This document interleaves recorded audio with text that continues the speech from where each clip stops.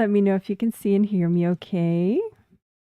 This is going to be a group energy healing where I heal 144 people in 12 different countries. And the theme of this set of 2 healings, this is the first in the set of 2 healings called the October Twin Set. And the theme is the same that we did earlier this month, which is awesome, which is sound boundaries. Hear yourself think, which includes peace of mind, clarity, less background chaos, energy boundaries with people that throw sound on a subconscious level, screamers. So it'll be good. And I have some interesting new stuff that we're going to do today related to the physical body, which I think which will help, which is likely to help, let's say that, because everybody's different, but it's likely to help telepathy, sound boundaries, and peace of mind, and being able to think and all that. But also could help smell, hearing, nasal health, all sorts of interesting things. So that'll be cool. Oh, thank you for my hellos. Thank you for the confirmation. We can see and hear you in Chicago, 70 and sunny. My goodness. Wow. I wish we had that weather. Someone else says hello. Hello to you. So it says, I like your new haircut. Thank you. Okay, I will complain once and only once. Well, I will complain probably again about it. But this is not what I asked for. I mean, it's fine, but it's not. It's shorter than I wanted. I wanted like just below the ear, like I had in like late May. I wanted the exact same haircut, so I went to the exact same person. I said, do it again, and he didn't. But whatever. So it'll grow out though, and it'll get more fabulous. But thank you for your kind comments. I appreciate it. Always appreciated. But anyway, very cool stuff for today. I will preview a little bit of it. I'll preview the definites for today, but there's a lot of cool stuff also on the maybe list. So I don't want to talk about my maybe list just because I've learned that I talk forever anyway. And then if I talk about the maybes and we don't do them, it's like a waste. So I'm going to talk about the definite right now. Let me change my little banner first.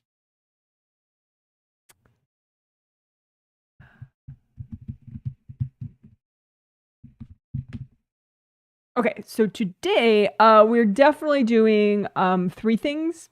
One of them is, and they each have their own little visuals. That's part of why I was so late, because I was making the visuals for 2 of them that are new. But the one that's not new that we did in the triplet set, just the final healing of the triplet set, which I like a lot. Let me see if I can find the graphic for it. Oh yeah, this one. So we'll unblock these acupuncture points again and repair them and heal them. So CV23 is right there, just below the top of the neck, let's say, there in the center. And then stomach meridian points 9, 10, 11, and 12, shown on the diagram, that green line with the red dots. The dots represent the energy center acupuncture points. So 9, 10, 11. So we'll unblock those 2. And I think that does help with presence, and also can help with communication and other stuff. So why not? So that's one thing we'll do again. And then the new things that we'll do, well, and we'll also do the pants blocks again, because that does seem to be very helpful. It's these graphics always make me laugh. My sexy graphics. So we have these hotsy-totsy models displaying for us the hot pants areas, or the biker shorts areas. And so when I say unblock your your biker shorts area. It's this area. In and around this area. So of your physical body and astral body as well. So it includes the first and second chakras, the second chakra and the first chakra, even the Kundalini chakra is there.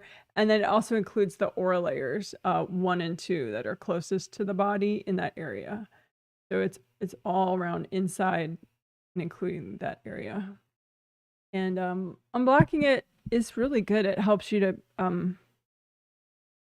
be very rooted so that if you get triggered, you're more likely to subconsciously clear your stuff as opposed to pop out and get derailed in a significant, noticeable, inconvenient way. So we will do that again. We'll probably do that often in the near future, I think. Because it's helpful.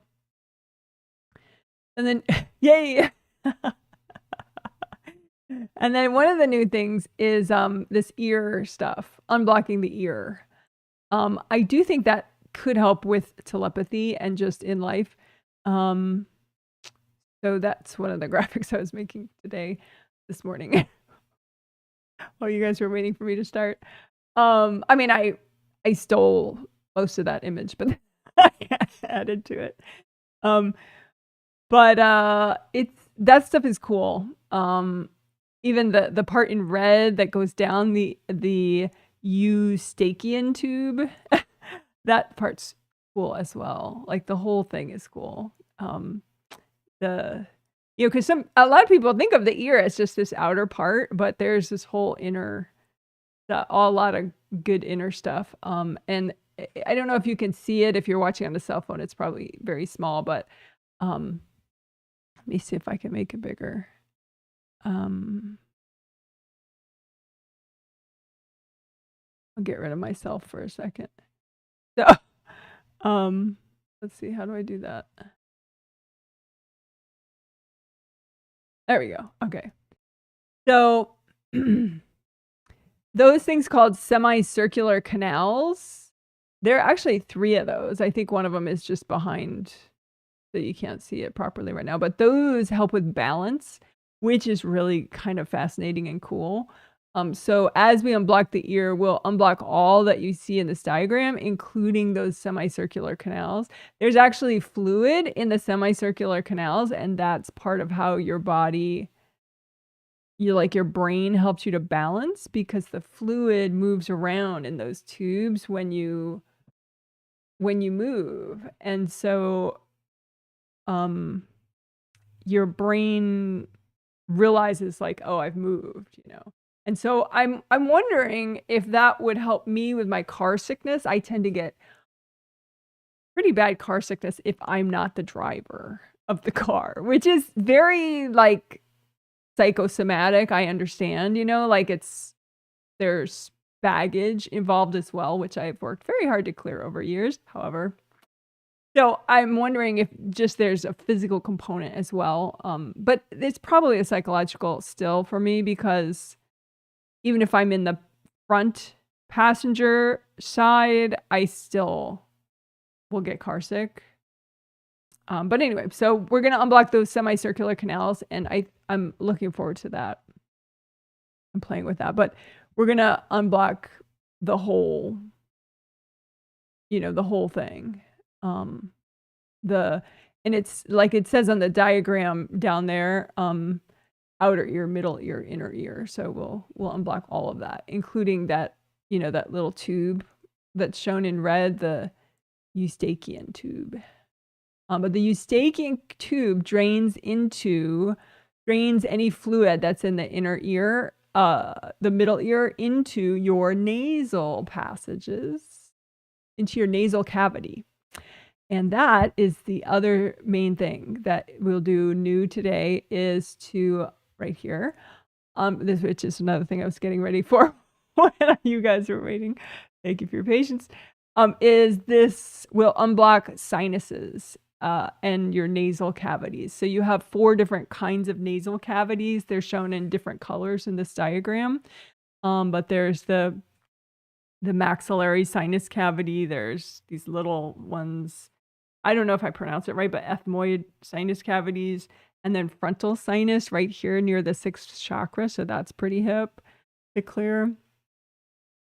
And then back in my favorite, one of my favorite bones of all time, the sphenoid bone, which goes from your temples to behind your eye and all that. It's like one big, cool, super cool bone that I'm in love with.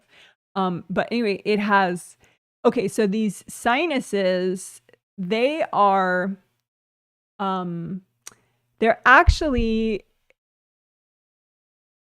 hollow areas in a bone, and they're lined with mucus membrane that makes mucus to help, you know, keep everything moist in your nasal passages.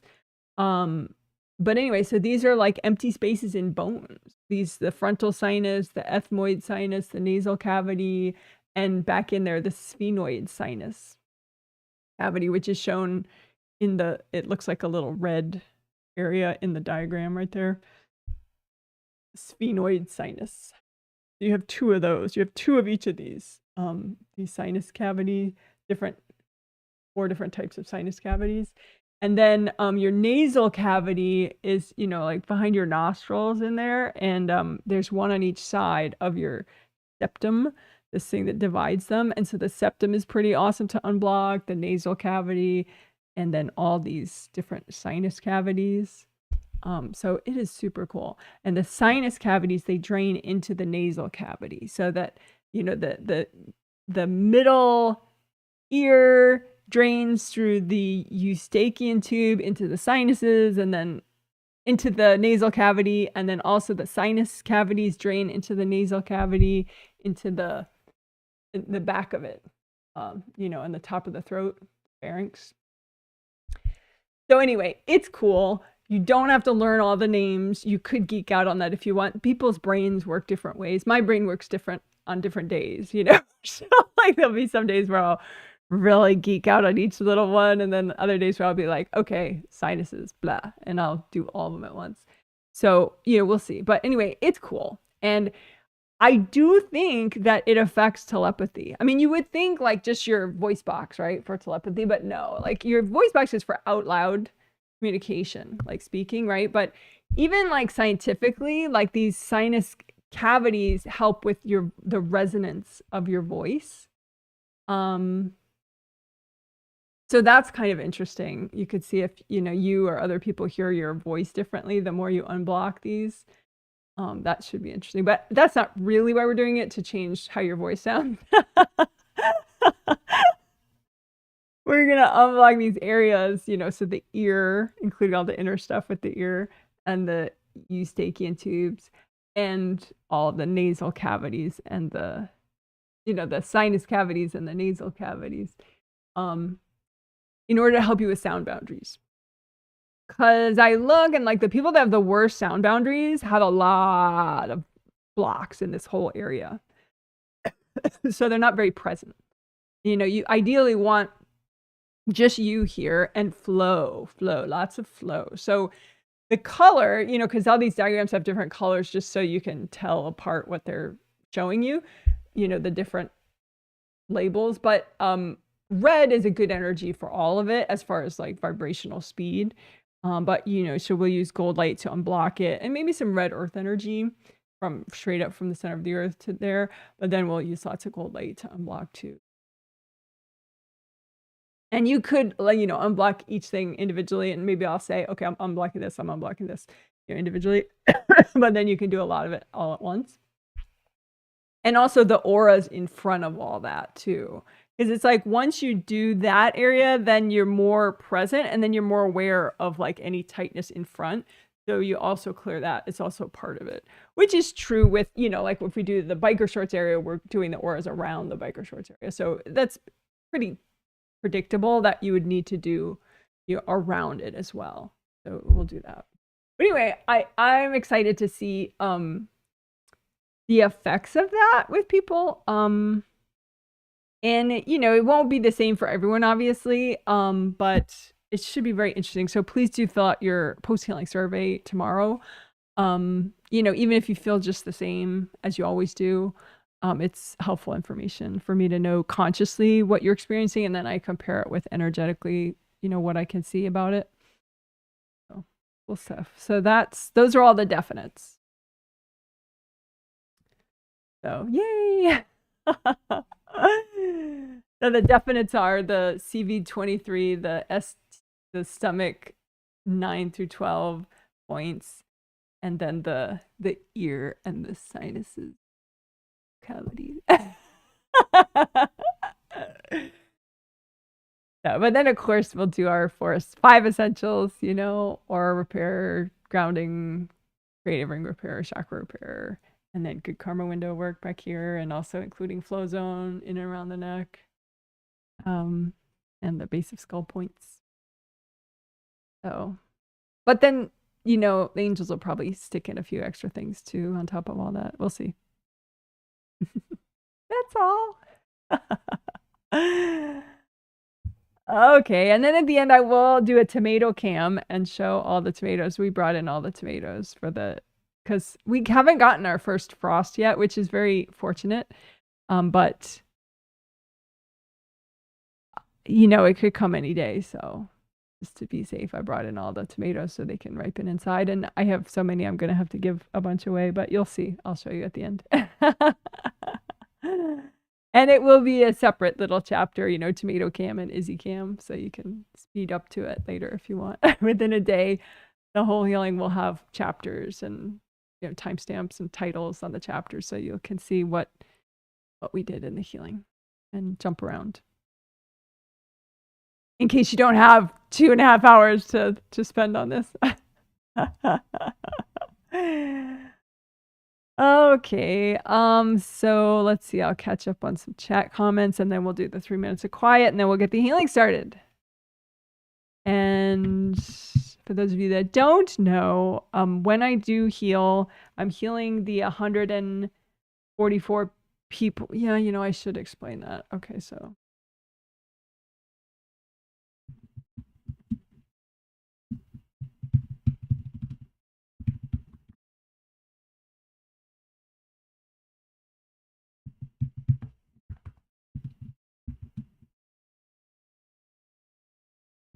Okay, so I'm going to explain just the basics of gold light, using your hands to heal, and who I'm healing. So I'm healing the 144 people that paid for this October twin set of 2 healings 2 months ago. And I actually put extra spots for this set on sale like earlier this month. Just because I was excited about all that we're going to do. And I wanted to heal more people. But anyway, so the people are in 12 different countries, including 14 kids, ages 5 to 17, including 110 in the US, 7 in Canada, 6 in the United Arab Emirates, 5 in South Korea, 4 in Qatar, 3 in the UK, 3 in Ukraine, 2 in Spain, 1 in Germany, 1 in Luxembourg, 1 in Japan, and 1 in Australia. So hello, everyone that I'll be healing. I'm happy to work with you. And yay. And also hello to everyone that's watching live that did not purchase the healing, and you're healing yourself as you watch, most likely, so you're welcome to do that, of course. Okay, so gold light from the hands. You can set you have a big hand chakra energy center in the palm of each hand called your hand chakra, and then you also have fingertip chakras, a chakra in each fingertip. And you set those chakras, hand chakras and fingertip chakras, with your intention to be a metallic gold color. And that dictates the color of energy that these chakras generate. And when they're generating gold light, then you use that to heal yourself. And you could just, directly do some healing whenever you want. But you can also use a copy out in front of you. So like heal yourself, like imagine all your 17 auras, which is your physical body aura, your astral body aura, and your 15 Wei Qi auras, which are a part of your spirit. You as a spirit, your strong boundaries energy, and then your physical body and your astral body are inside all your auras, and then your connection all the way down to the core of the earth, your groundings.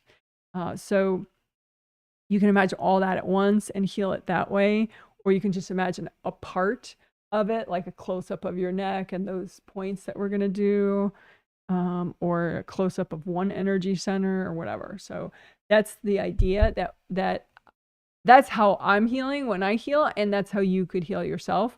A benefit of it, your hands begin to feel energy over time, so that gives you an extra sense. So then over time your vision can develop, you can be able to see energy, but then also you can be able to feel an energy block or a rip or something and heal, and your hands generate a lot of energy, so that's another good reason.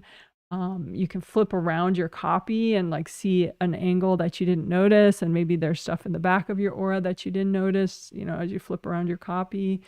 You can make your copy bigger or smaller, so that's how it's useful. Anyway, that's what we're going to be doing, and it's an all levels walkthrough. I'll say what I'm doing as I do it, except for like the first minute where I don't talk. And so, you know, if you're like a motivated newbie or an adventurous newbie, let's say, I think this would be great. And then obviously if you're intermediate or advanced, that there would be a lot of fun stuff in this healing for you. That's that. And as you watch, you could comment. I won't be reading the comments out loud, but you know, I'll read through the comments at the end. I mean, I'll check comments right now, but then I'll after the healing, I'll look if someone has a comment about the healing and how the healing was for them. I'll read those at the end after the healing. That's the little blurb explaining for newbies who don't know all that stuff.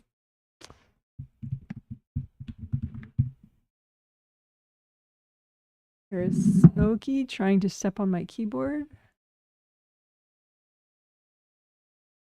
You can't see him. He's just off camera. He's right there. Oh. Comes ready or not. There we go. Now he's gone. Okay. So catching up on comments. Hello from sunny Las Vegas, 73. I look forward to this healing. Our dog passed away this morning. He lived a long 13-year life. That's a good run. I definitely need some sound boundaries for when relatives find out. Yeah, no kidding. Yeah, even like vet techs and stuff, you know, it's hard for anybody, you know, to deal with a pet passing, and it's triggering for people because it reminds them of when they lost their pets and blah blah blah. So yeah, it's but you know, just keep washing everybody out of your space and melt away cords so that you can, because grief is not so terrible when it's flowing out of you, but once it locks up, then it can be very, you know, emotionally trying and exhausting. So just flow. It's all about flow and releasing. You know, so unblock beneath your feet, all your auras beneath your feet, unblock, you know, melt cords from everybody. Just keep, you know, washing gold light, wash everybody out. Flow. So whenever grief is getting like feeling painful and intense, that's just because it stopped releasing. So you got to get it releasing again. Uncord from everybody, release. Once you release, then even if you just have had a really serious grief event, the grief can be much more moderate and definitely low enough that you could handle it. But it's when the cords and everything locks up that then feels like it's okay. So yes, good time for healing. Someone says, hi, Janet, 66 and sunny in San Francisco. That sounds lovely. Looking forward to clearing pants blocks. I've been working non-resistance daily for over a week and feeling better. Rock and roll. That's a good plan for success. Hello from Ottawa, Canada. Hello, Canada. I am pretty sure I blew out all my OR layers, and I blew out 4 out of 7 chakras yesterday. And aura layers. And I blew out 4 out of 7 chakras yesterday. I think I did it to myself. Let me know what you think about that. Well, no, I think you had help. I think you got whacked a few times. Someone says, hey, Janet. 3C in my area. I forgot the healing was today. It's going to be like a breath of fresh air. There you go. After a very busy week. Like your elegant haircut, by the way. Thank you. Someone says, tuning in from Ireland. Muckamore. You can't leave out that part. Muckamore. I don't know if you're still in Muckamore. You used to be in Muckamore, Ireland. This is, I have a question. Can people still whack you if they're overly excited and happy and they're very loud about that?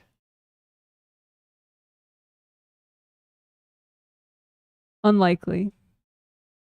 I mean, if they're really just happy, then no. I mean, if you're like belittling their happiness, then they could give you a little like, you know, screw you, don't rain on my party, don't tune me down, you know, that kind of a thing. Yeah, that could be. So it would be just a whack, you know, because they're, maybe you were trying to shut them up and then you're like, cut it out, you know, and they whacked you out of their space. That could be. But if they're just happy, no, they're not gonna whack at that point. Someone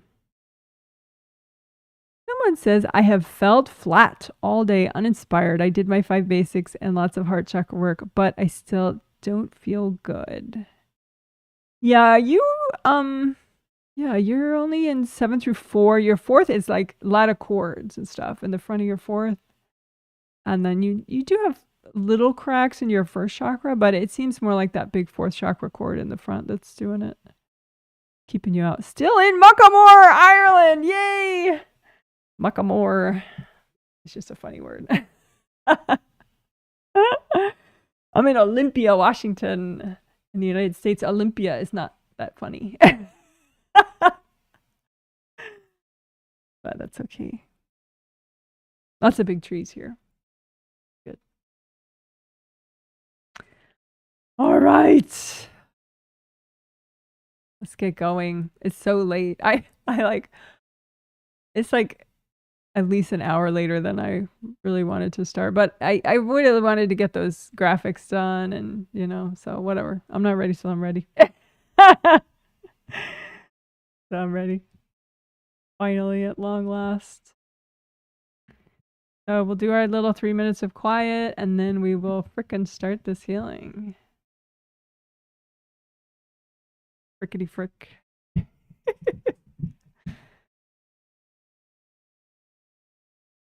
So during the quiet, I am finishing my prep and saying hello to all the 144 people that I'll be healing telepathically, which is non-verbally.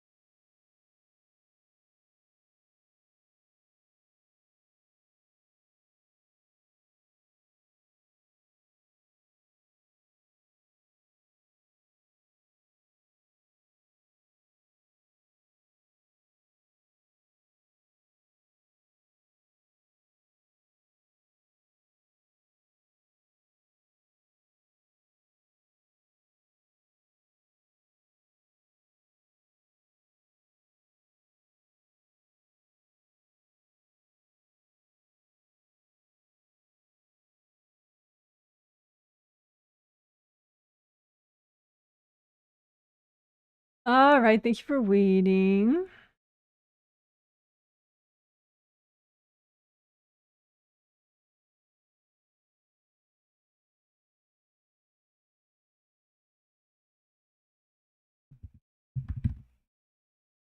Okay, let's do grounding. So you can recreate both your groundings, the one that connects your physical body energy system to the core of the earth, and the one that connects your astral body energy system, which is you as a spirit, to the core of the earth. And then you can imagine those two groundings out in front of you, make them wide as all your auras, and bring them up high as your third chakra, which is below your sternum bone. Right about there. Make both your groundings the same color, so they could be both red or orange or yellow. The reason is because you want your spirit and your body to be reasonably on the same page in order for you to be as present as possible when you're awake.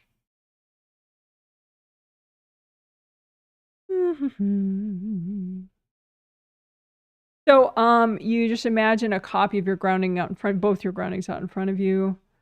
You can view them separately or just view them in the same location, because if you're fairly present, they're both in the same.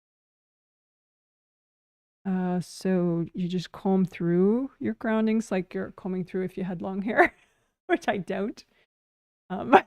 Say you're combing tangles out of your hair. And just use the gold light and find the tangles or the energy blocks in your grounding and just melt them away with gold light.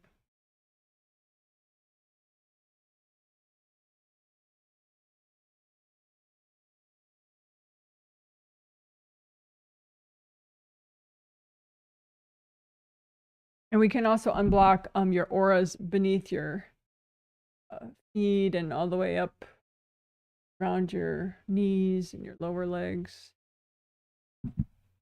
Because you need good flow there too in order to release down your grounding.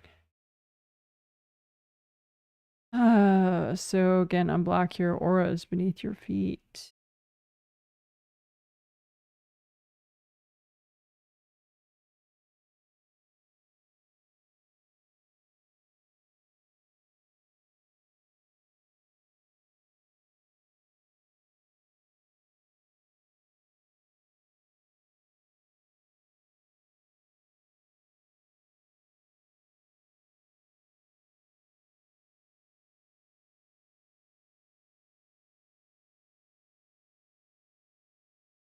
And your groundings, comb through those again, especially in the back. And indie grounding is where you use gold light and you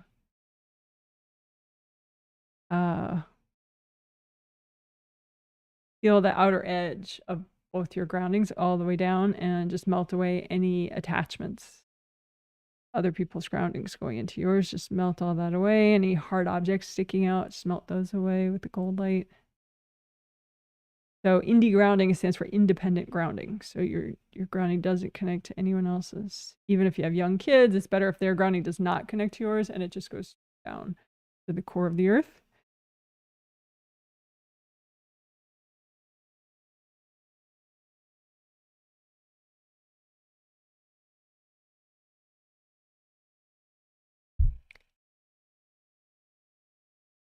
Alrighty. Good job. That's grounding and grounding unblocking.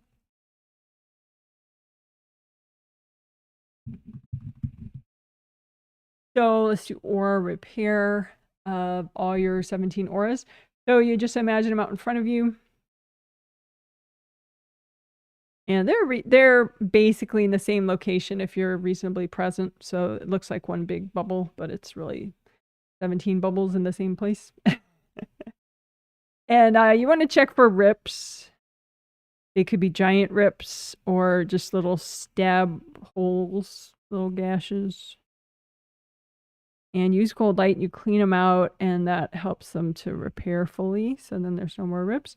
But we can do all of them at once also. So that's composite copy technique, where you just imagine an image of a rip. You create an image of a rip and you say, okay, well, this represents all the rips that exist currently in all my auras. And as I repair this rip, I'll be repairing all the rips in my auras.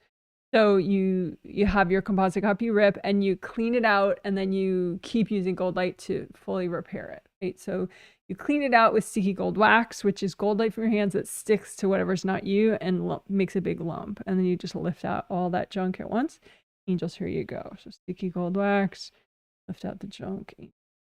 And you want to lift out especially any hard objects that are still stuck in there, or any people's energy or invasive beings' energy. Just have it all stick to the gold wax and lift it all out at once. And just here you go. And just keep using gold light then, now that it's cleaned out, to repair.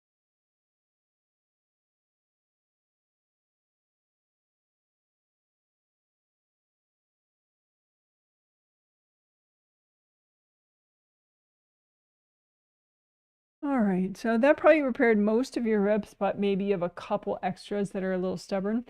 So we can make one more composite copy just for any leftover ribs and do that same process again, just a little faster maybe. So have it represent any leftover ribs that you still have in your 17 auras, and then fill it up with sticky gold wax, get rid of all that junk. Angels, here you go. Sticky gold wax.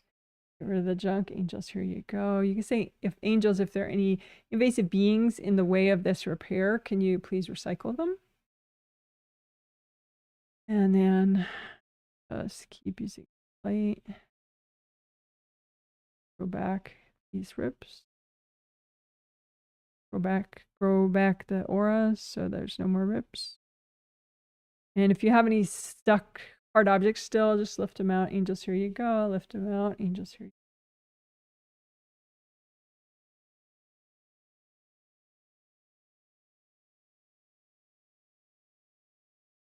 go. All right. You can check the outer perimeter of all your 17 auras just to make sure there's no hard objects sticking out still. If you have any, just lift them out. Give them to your angels. Angels, here you go. A little extra repair.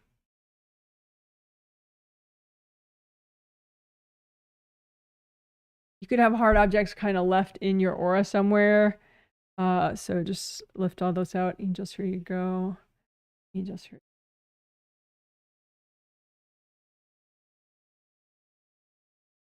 You could have hard blocks left over from having energy thrown at you.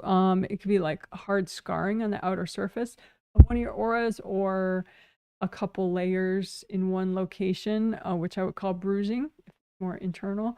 But anyway, any leftover hardness in your auras, you don't want to keep it there because that'll weaken your aura, make it tear more deeply next time if someone throws energy at you, should that ever happen again. Which it would. Most likely, unless you have some magical life where you're not anywhere near anybody ever that has ever any subconscious rage. Who's that? Who lives that life?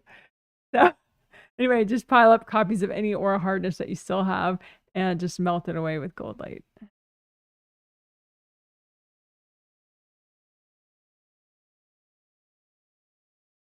So you can keep putting copies out in front of you of any hardness in your auras and just melt it away with the gold. You flow, right? All right, good job. Let's see, you can redo your gold buffer zones. There are gold buffers that you make attached to the outside of your astral body aura and then outside of your physical body aura. I have a video, gold buffer zones. If you search Janet Wright gold buffer zones, you will find that.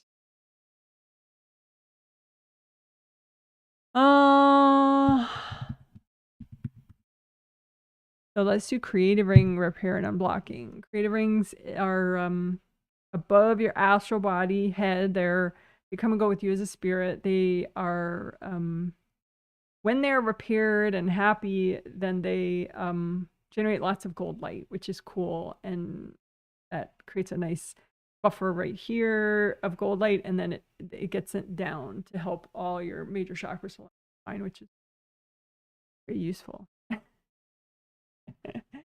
Very handy. So just make a copy out in front of you of your 3 creative rings, your gold creative rings, and just repair any breaks or rips, breaks or cracks in your creative rings. and melt cords going into them. You want the flaps to be closed, so it's a nice smooth outer surface of all 3 gold rings. If you have cords going in and the ring is therefore irritated with that foreign energy, the flaps stick out like this. But this is what you don't want. You don't want the flaps sticking out. But it's handy to kind of be aware of that, because then you can, if you see flaps sticking out, you're like, oh, okay, I must be a little overwhelmed up there. So then just, keep melting cords until the flaps fall shut on all 3 rings. And you can have people cording, especially if the flaps are open, they can, it's easier for them to stick the cords in. So, you can just imagine first you can get the invasive beings out of the way if there are any. Just imagine them like a bunch of clouds, that look invasive beings, they can look like little bushy clouds. So, just say, angels, can you recycle any invasive beings that are messing with my creative rings? And just get that done. And then you can also imagine any invasive people that are cording your creative rings. Maybe you can imagine them like balloons with little balloon strings, cords going into your creative rings. And you can just melt away with gold light, melt away the balloon strings. So don't send those people any gold light, just because they could be overly triggered by that and become even more invasive. So just melt the cords, use gold light within your space and around your space to melt those cords. And that way the flaps relax.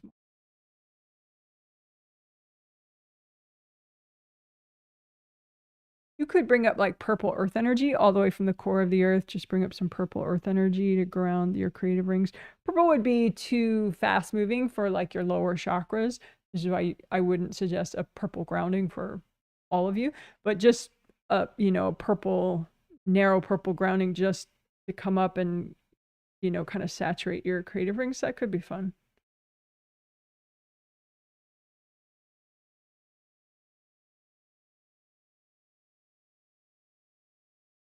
And you can clean out the inside of the rings too, because they can get weird crusty deposits there too. So just use gold light, clean all that off.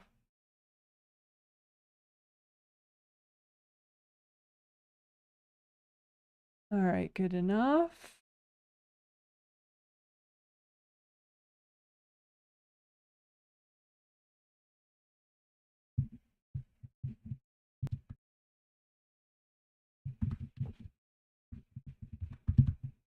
Okay, so this is chakra repairing and unblocking.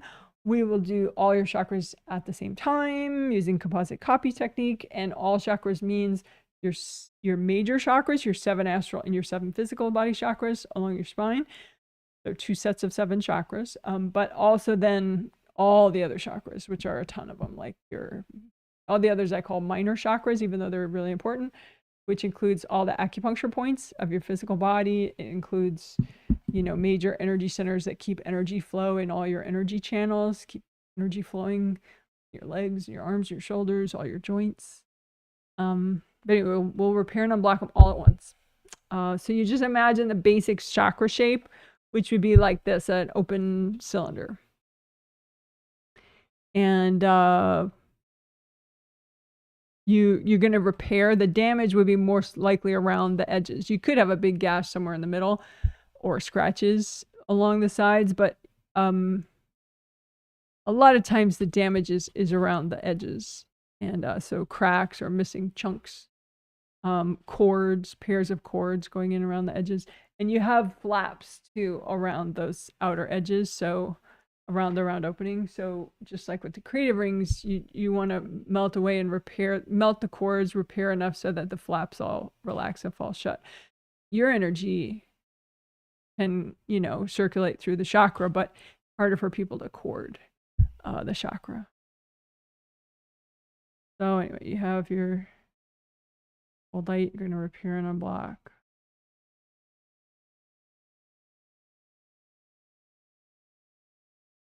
You could do like a tricolor soak with all your chakras at once, like bring up red earth energy, soak them on red, bring that down, bring up orange earth energy, soak all your chakras in orange earth energy, bring that down, bring up yellow earth energy, Soak all your chakras in yellow earth energy.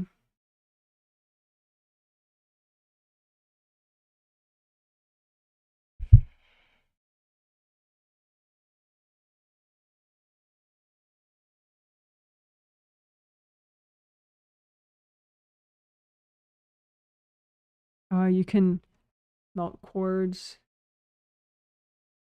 for damage.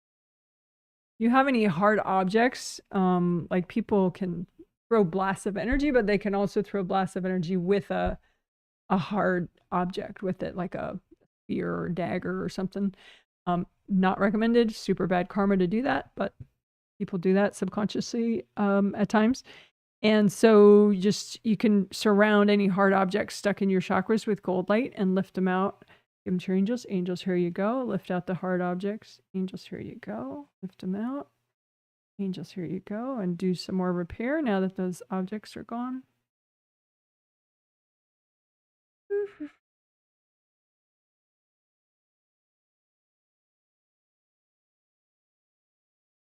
If you have any leftover objects still stuck in, you can just have them kind of pop out and explode.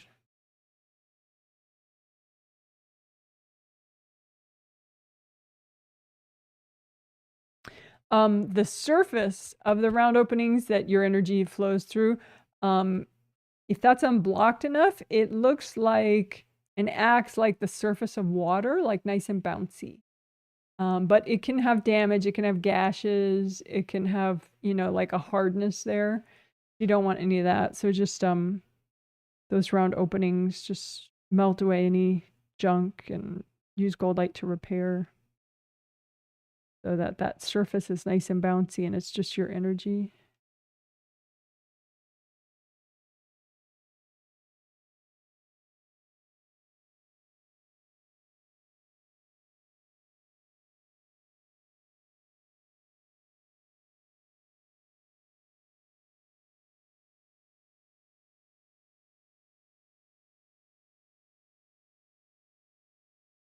Someone mentioned non-resistance when I was looking at chat comments. And you can lift out any blocks out of all your chakras, out of any of your chakras that contribute to you being in resistance.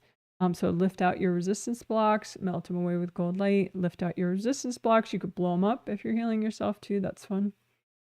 Lift out your resistance blocks. You can give them to your angels. Angels, here you go. Lift them out. Angels, here you go.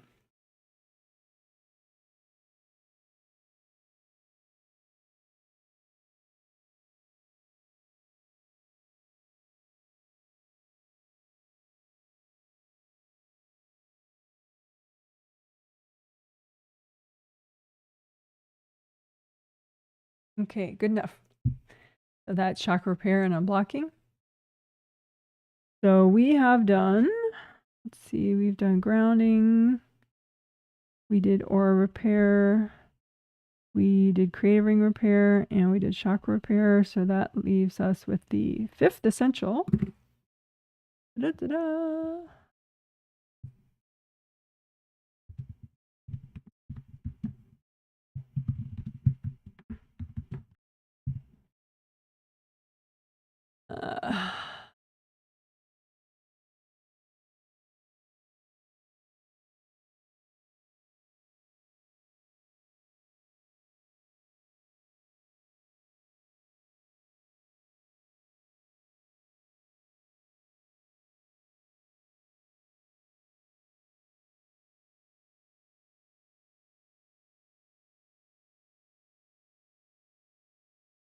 Hold on, I'm changing colors because my sweater color is a little too close to the color of the font.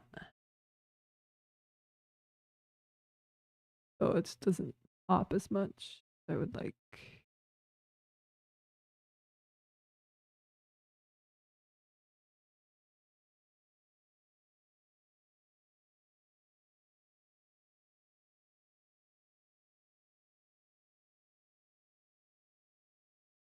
Let's say that's good enough.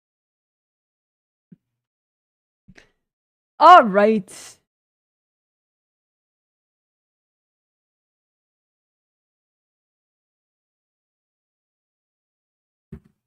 Okay, let's do it. So good karma windows are behind you in your astral, behind the base of your skull in your astral body aura. They're triple frame windows, which looks like this. That's a triple frame window. Right? And they're smaller than that though. They're back there like about back here. So first layer, second layer, third layer, fourth layer, fifth, sixth, seventh, right? 1, 2, 3, 4, 5, 6, 7. So 7 different triple frame windows. Those are your good karma windows. And when they're repaired and whole and the energy is flowing and unblocked around them, then only the good stuff comes in, none of the bad stuff. So that's the idea. Good stuff meaning your new energy that you're trying to bring in. Some of it you bring in this way through your 7. Some of it you bring in this way through your shoulders. Some of it you bring in this way through your good karma windows. Also good karma energy from the universe to help you out.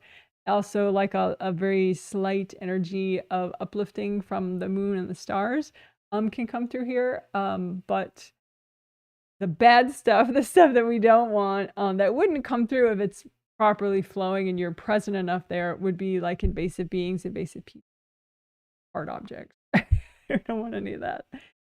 So that's good karma window. So let's do it. So just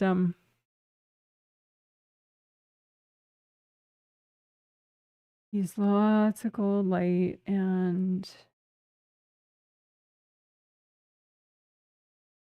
air and unblock that area of your astral body aura.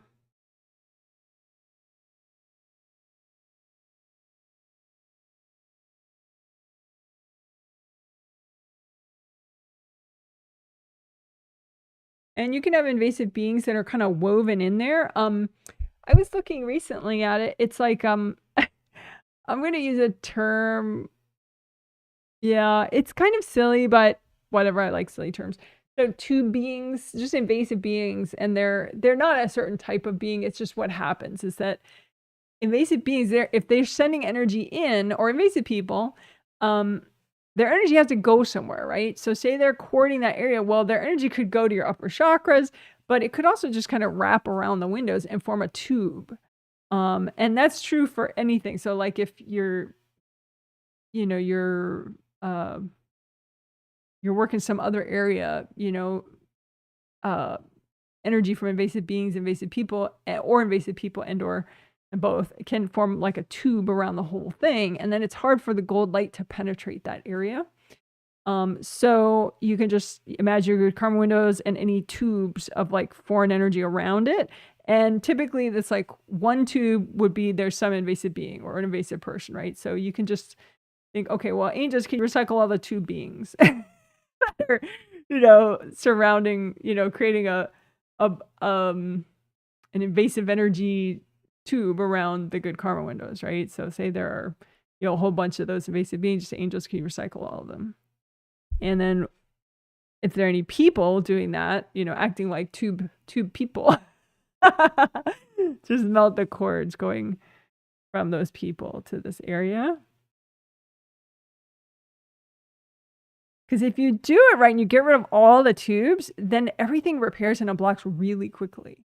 The problem is that, usually there's all this tubes of like foreign energy wrapping the whole area. So your gold light doesn't penetrate well.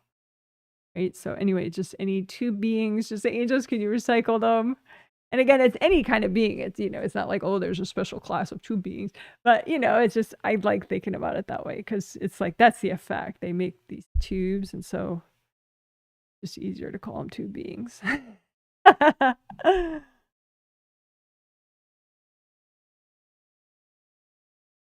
And any tube people.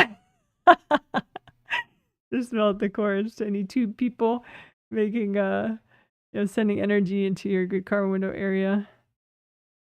And then just use gold light now that that's all gone, hopefully, and should repair and unblock much more.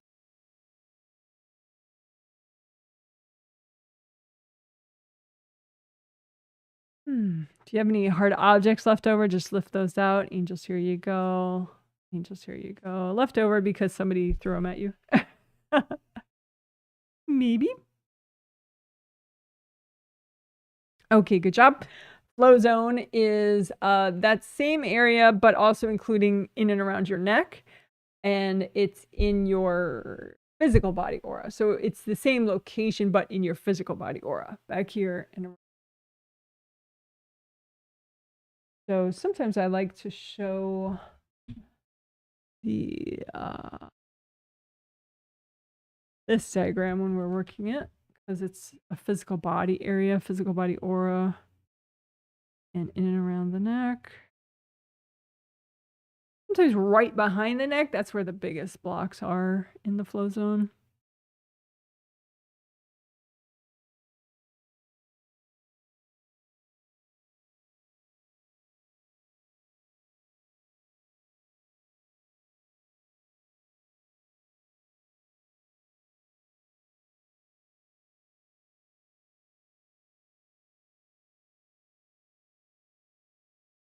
And around the neck, you can have, you know, it'll just look like a big band of hard energy around the neck.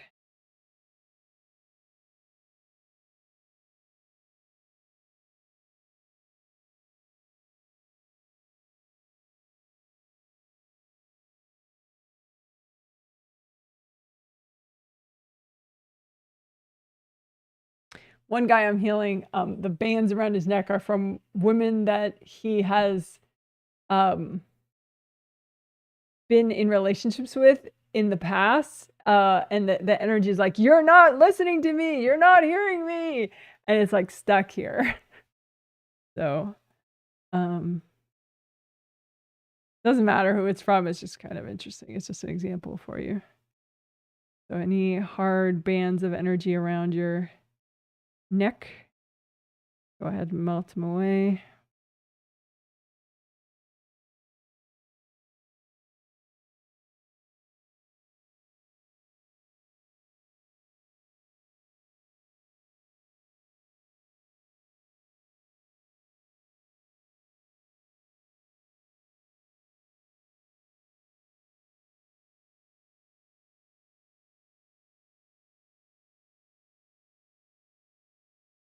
We can do up and down the spine while we're at it.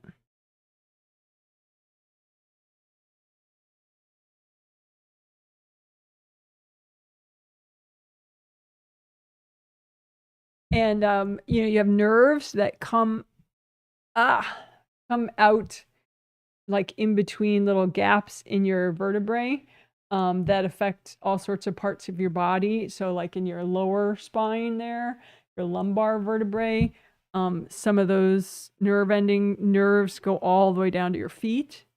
So just it's just extra unblock the lumbar vertebrae area. And you may have some tube beings around there or tube people just sending energy that's creating a big tube of energy that's not yours. So you can just imagine any tube beings affecting that area. Just the angels can recycle all these beings. And any tube people send their energy into that area, then it creates a tube of their energy blocking the healing. Just melt cords from the tube people going to that area of your lower spine, your lumbar vertebrae.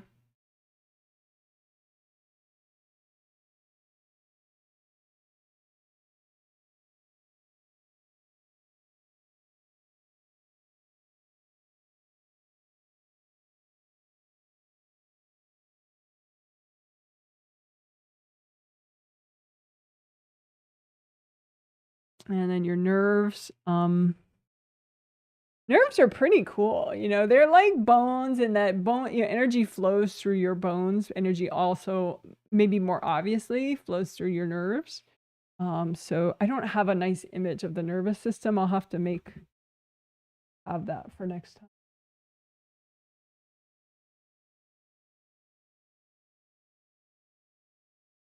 But we can heal them anyway. Imagine like a little network of nerves all throughout your body, especially from your coming out from your lower lumbar spine region all the way down your legs and down to your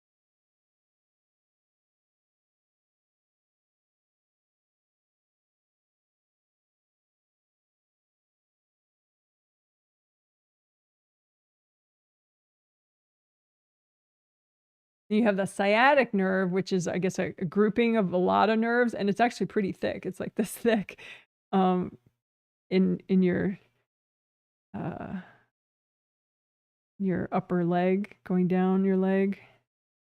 And then it divides into a couple nerves to go down your lower leg. But then you also have just individual nerves that go down all the way.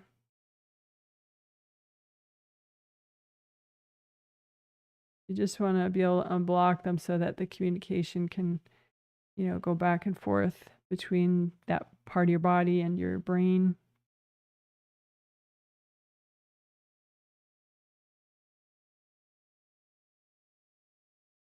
Brain all the way through the nerves, all the way back up. You just want it to be sort of happy and peaceful and active, You're not suppressing anything. You're just sort of unblocking.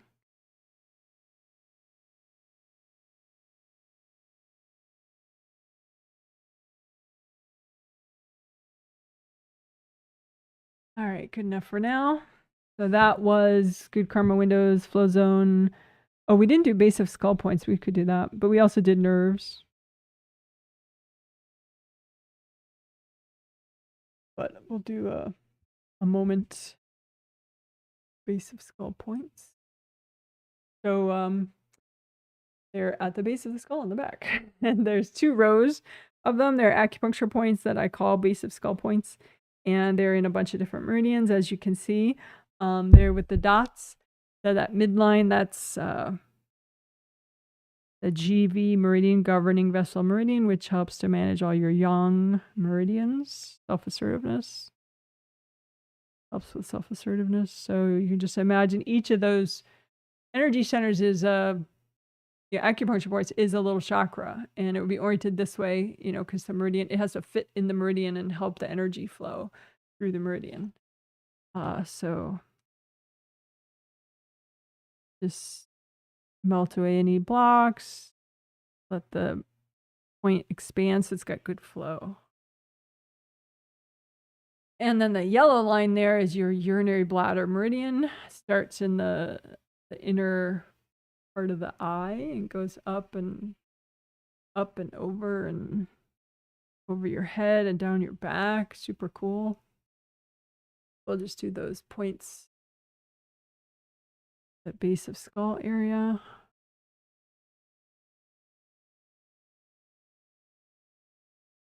Do meaning repair and unblock and expand them as much as you need to be.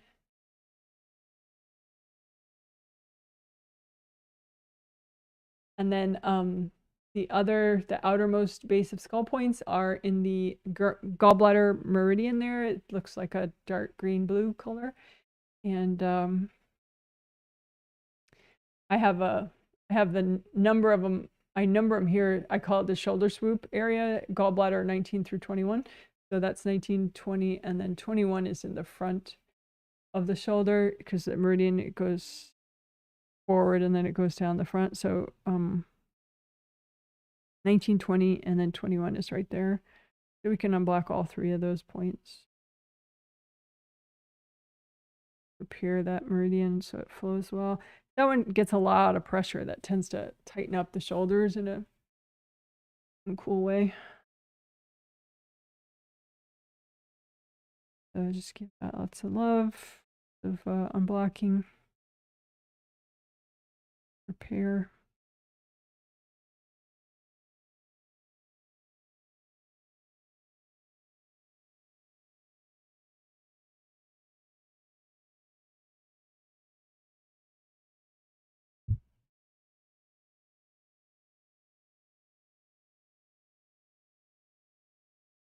All right. Yep.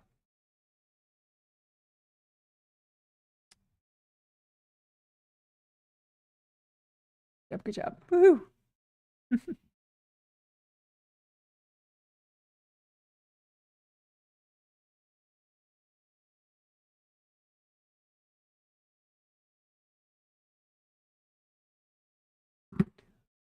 All righty.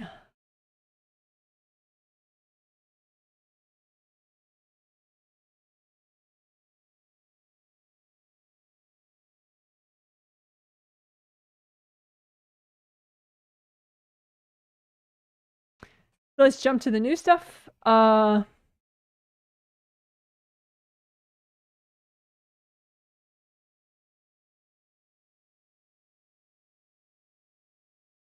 So I already explained this in the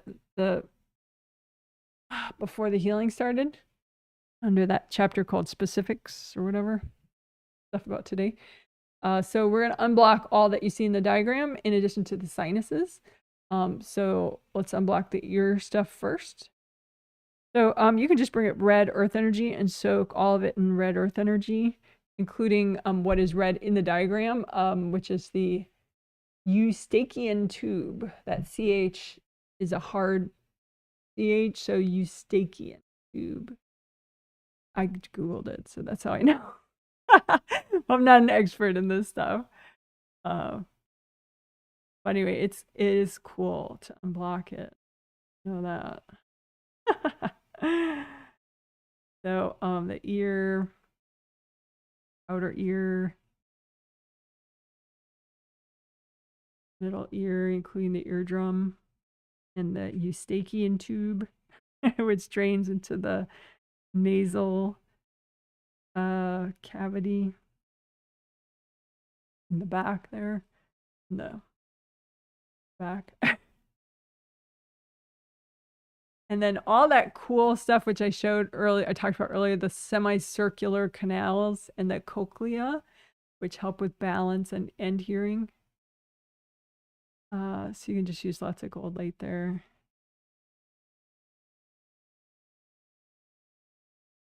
You can imagine, if there are any invasive beings messing at all with any of this parts of your ear, just imagine them like clouds. So angels, can you recycle all these beings? And also unblock your auras in front of there, because as you unblock that area, you're going to drop down. You as a spirit, more of you gets into this area, but then you can like feel more the pressure that's been like kind of pressing in the whole time. So just lift that out and unblock, melt it away, or blow it up. So lift out, like comb through the front of your face and your aura there, auras, and just melt all that. Melt any hardness. If you have any invasive beings, you could do like a collapsing gold nets for your whole head and shoulders area, and your auras around there, and just big gold netting and collapse it in, have it tangle up and catch anything that's not you, drag it out, give it to your angels. Angels, here you go. Collapsing gold nets again around your head and shoulders. Give it to your angels. Angels, here you go.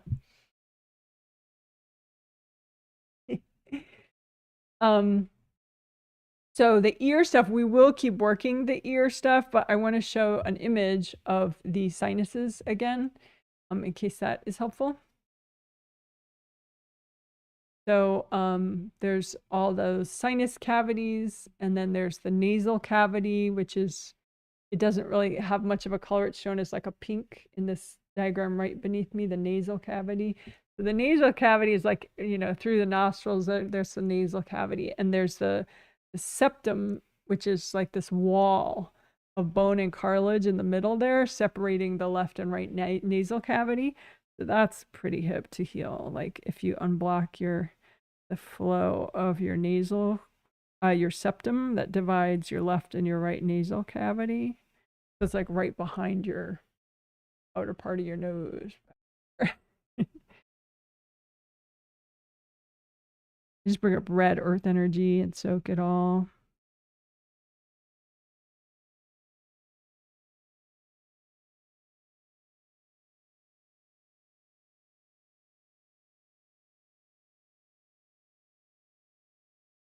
You can comb through, in the front and just drag out any junk. Angels, here you go. Drag out the junk. Angels, here you go.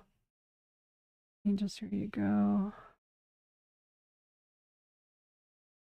The frontal sinus shown in the diagram as a green color. That one I think is kind of fun too, because it's just so close to your 6th chakra that I think it's, it may be one of the more sensitive areas. So you can have hard stuff in there, in any of these like hard pieces of energy from other people.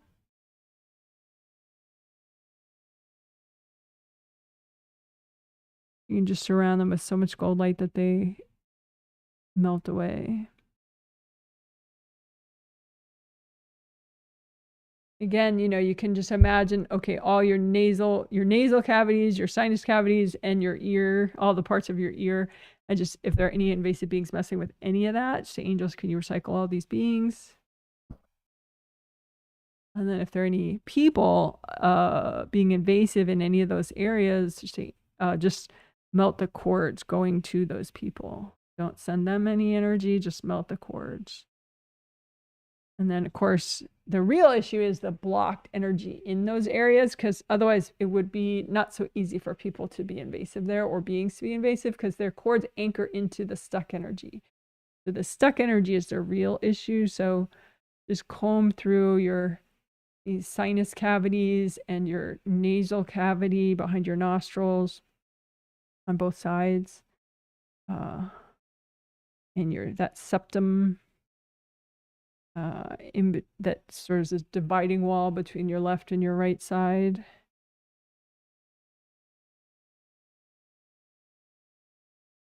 And your intentions, you want to do what's healthy and gentle to do right now. You could pile out, like make just a big gold blanket up for you, pile all the junk that you want to get rid of in your sinuses and your ears, and say, angels, is it okay to clear all this right now? And then whatever's still there, yes, it's okay to clear right now, and then just melt it all or blow it up.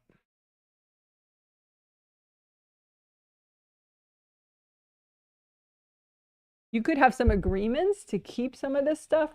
You can imagine any unhealthy agreements to keep junk from other people in your sinuses or your ears, or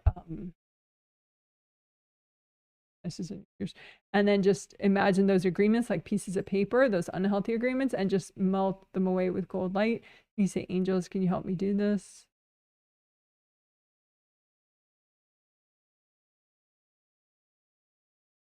And then just lift out all the hard junk from your sinuses and your ears. Lift it out. Angels, here you go. Lift it out. Angels, here you go.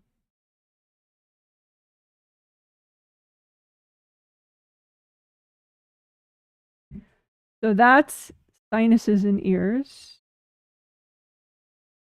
Unblocking. And the aura is in front of there. But I feel like a good complement to that is your biker shorts area.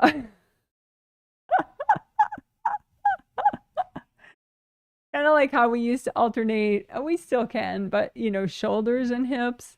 I think nasal passages and sinuses, and your ears, the biker pants is a really good complement to that. The more you get in here, the more you get in here, the more you get in here, the more you get there. Some of these angels showed it like it was like parallel parking, where you just keep getting more in and more in, more flowing and more flowing. So anyway, let's do some biker shorts unblocking in and around that area. So you can just lift out all the blocks. Angels, here you go. Lift up the blocks. Angels, here you go. And of course, it includes the first and second layers around the biker shorts area. It includes your astral body and your physical body. And of course, within the biker shorts area. And second and first chakras and kundalini chakra of the body. So just lift out the blocks that are healthy and gentle. You could blow them up. You could melt them. Lift out the blocks. Melt them away. Blocks, melt. If you have any invasive beings that are messing with your biker pants areas, imagine like a bunch of clouds. Say, angels, can you please recycle all these beings? Just do some breathing while your angels do all that work for you. And then if you have any invasive people messing with your biker pants areas, just imagine them and imagine the cords going from them, and only melt the cords. Don't send them any energy, because it could trigger them more, which might make them even more invasive. So just melt the cords with gold light.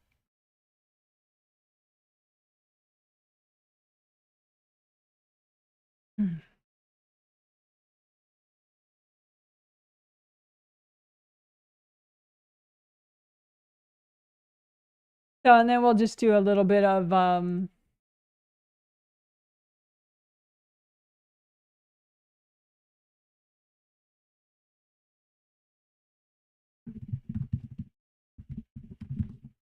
then we'll just do the major chakras along your spine. We'll just do a little chakra alignment.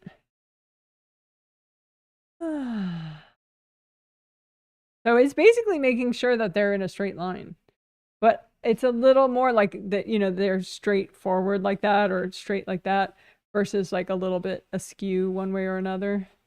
Because they can get like knocked out of place. Get your 7th in the place that you want it, just intuitively, so it clicks into place, and then both your 7th chakras, and then both your 6th chakras. So 7th is oriented this way, like this. Purple is a good color for your 7th. 6th all the way down to 1 are oriented this way, so round opening in the front, round opening in the back.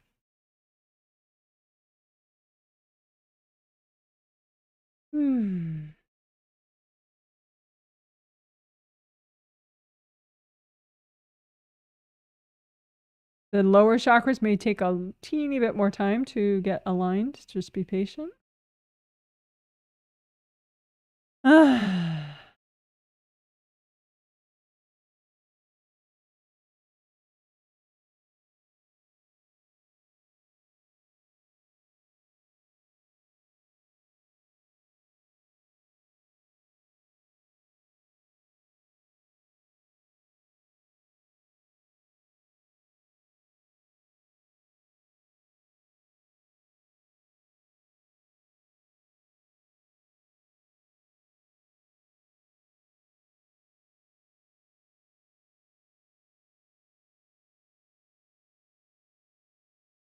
Okay.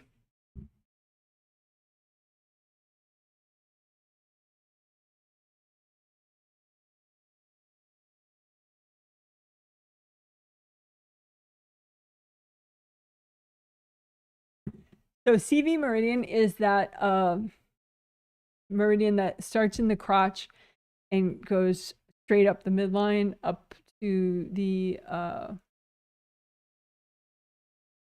final external point is right below your lip. But I read somewhere it goes to the tip of your tongue, which I think is true, but you can't get back here. So anyway, go straight up the midline, and it helps to manage your yin meridians. So subtlety, self-nurturing, stuff like that. Anyway, that CV23 point seems to be pretty key when I look at people's energy, as far as like sound boundaries. So again, the chakra would be oriented this way because it fits right in the meridian. The flow, the natural flow of the CV meridian is upward. So you just unblock that one point, the CV23 chakra.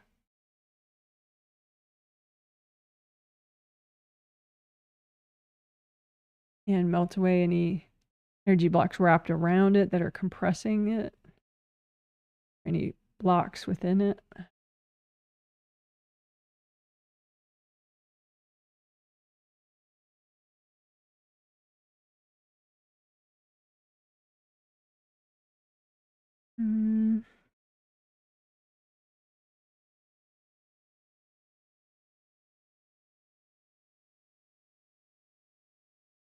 You can have hard bands around it too, which is true for any chakra. So just if you have any hard bands around CV23, you can lift them out and give them to your angels. Angels, here you go. Angels, here you go. Angels, here you go. You want it to be red and flowy and like, you don't want any hardness. Like a red flowy cylinder, open cylinder.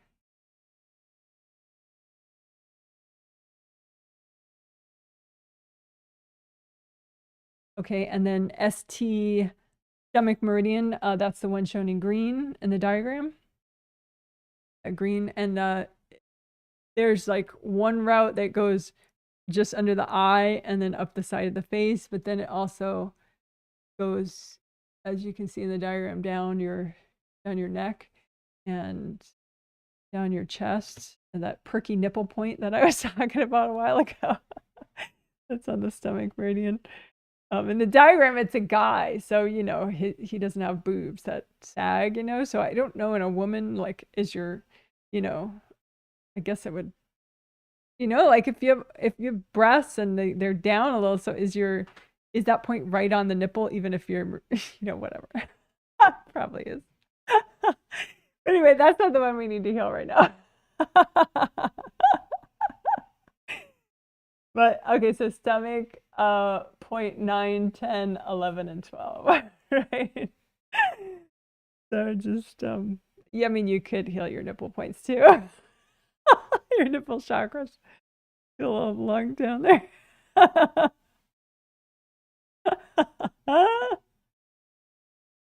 But anyway, get that nice and flowy and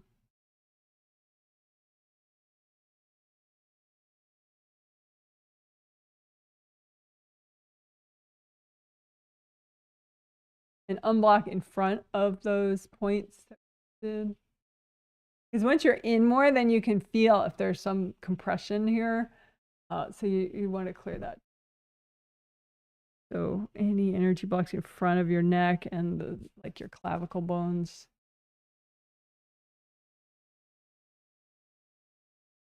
Or is that your scapula?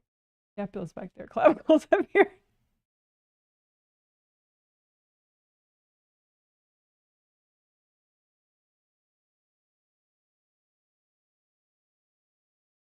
And yeah, up and down your stomach meridian. I mean, energy flows just down right there, but you don't really have to worry, like, if you ever forget the direction of flow, because the chakras know. So you just unblock them and repair them, and it'll work out.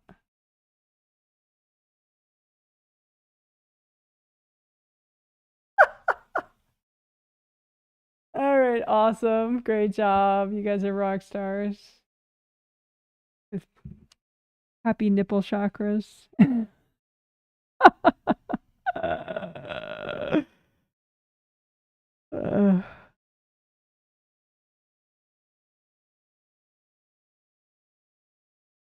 That's funny. Funny, funny, funny. You have a childish sense of humor like I do. Well, nipple chakras is maybe a grown-up joke. Sort of.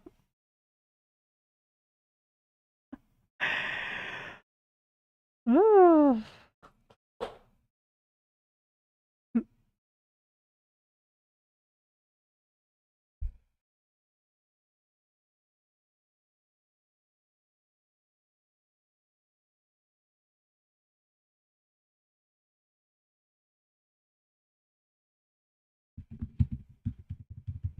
Okay, I'm looking at a sample person for a minute, so I'll be quiet as I do that.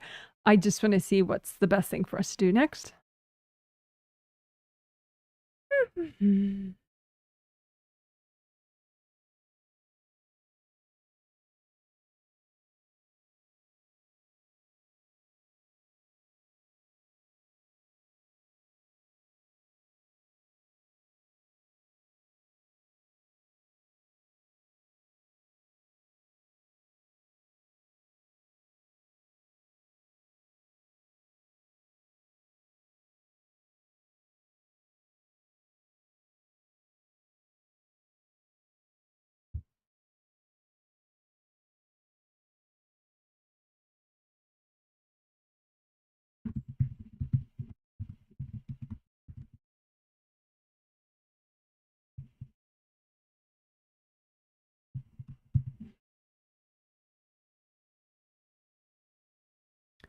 Okay, so we had already worked unblocking the sinuses and the ear area a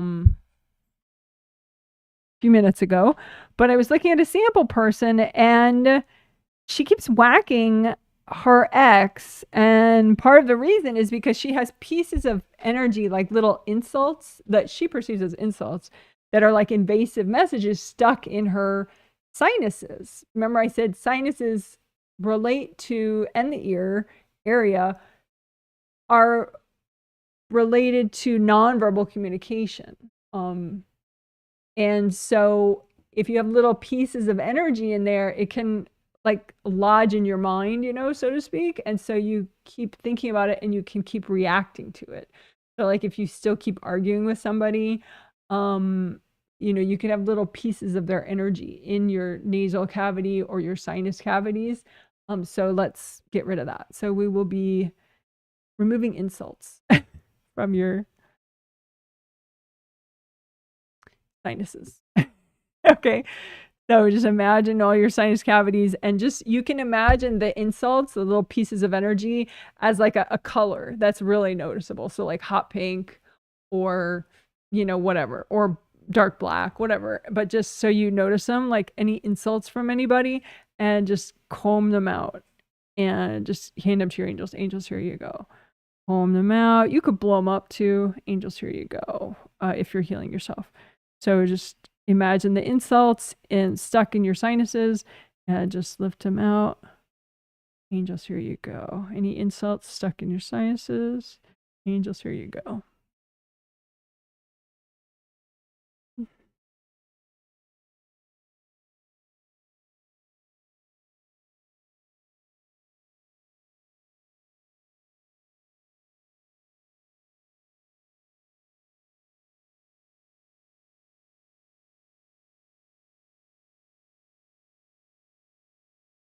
Your sphenoid sinuses, those are kind of deep in your head.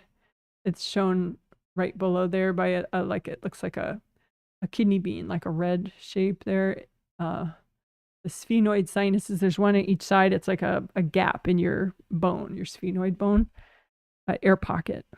So just, if you have anybody's insults in there, just wash them out with gold light. Melt them away, blow them up.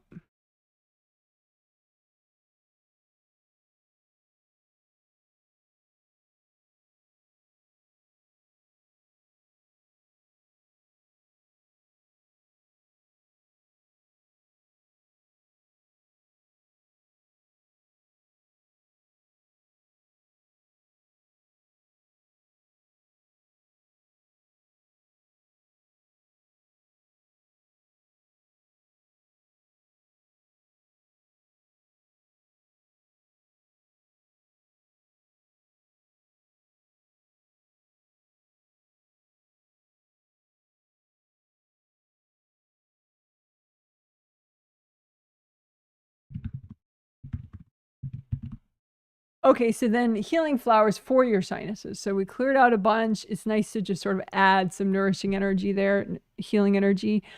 So just, you can create flowers if you like flowers. Some people don't, you know, make balls of colored energy, but you want the energy to be rainbow colors and or gold. Just whatever, just use your intuition. You don't even have to think about the color, but just make it out of universal healing energy, whatever is most soothing and helpful for you, for your sinuses. Which can also include, you know, your telepathy, whatever helps the most, you know, like inner peace, that kind of thing. So inner peace flowers for your sinuses and sinus health flowers for your sinuses. And say, angels, can you check my flowers? And then go ahead and give them to your sinuses. Put them up your nose. Put them in, including your frontal sinuses up here. Give the flowers and make more, make a whole bunch more. Energy healing flowers for all your sinus cavities and your nasal cavities. And, you know, for sinus health and telepathic boundaries and health, peace of mind, happy thoughts. As the angels, can you check my flowers? And then give them to yourself.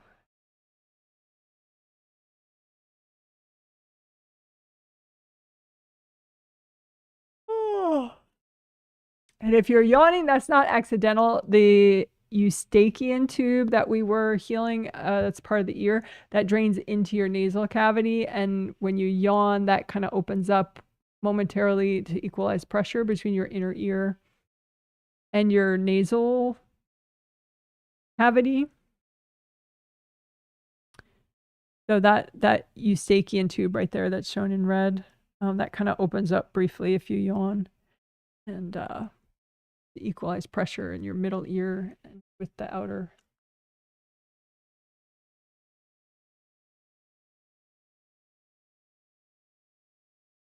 outer world.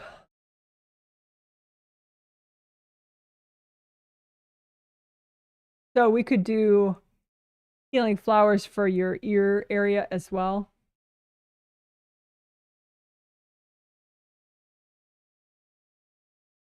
So energy healing flowers for your ear, which includes all that inner cool stuff, including the eustachian tubes.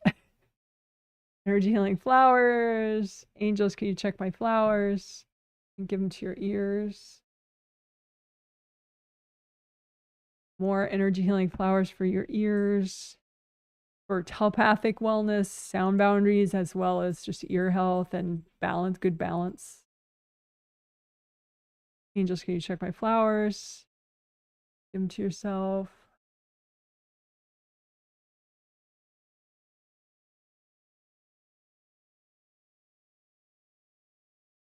And those semicircular canals of your ears that help with balance.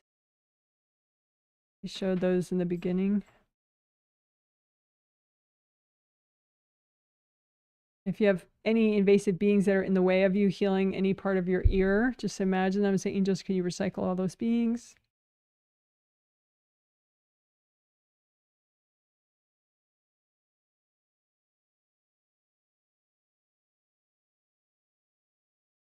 Because you want to be present in all these parts of you, like your flowing energy, just you.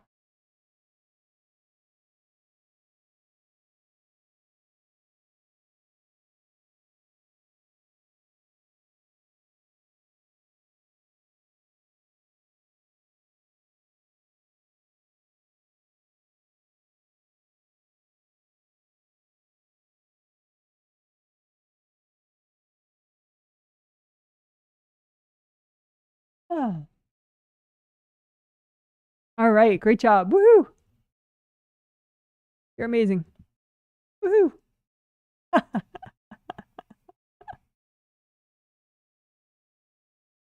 Oh my goodness.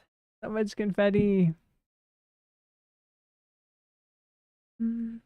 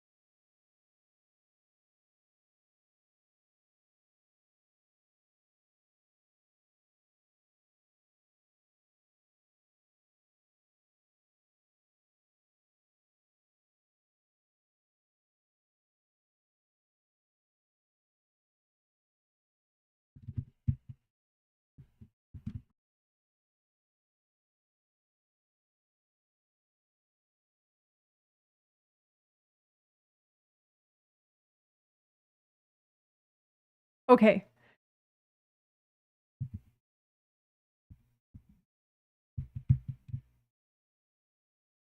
So, in the US, we're going to have an election, a presidential election, and also all sorts of other offices, even small local offices. The election will be, I don't know, November 9th or something, but we have mail-in ballots, so I'll probably do mine in the next couple of days and send it in.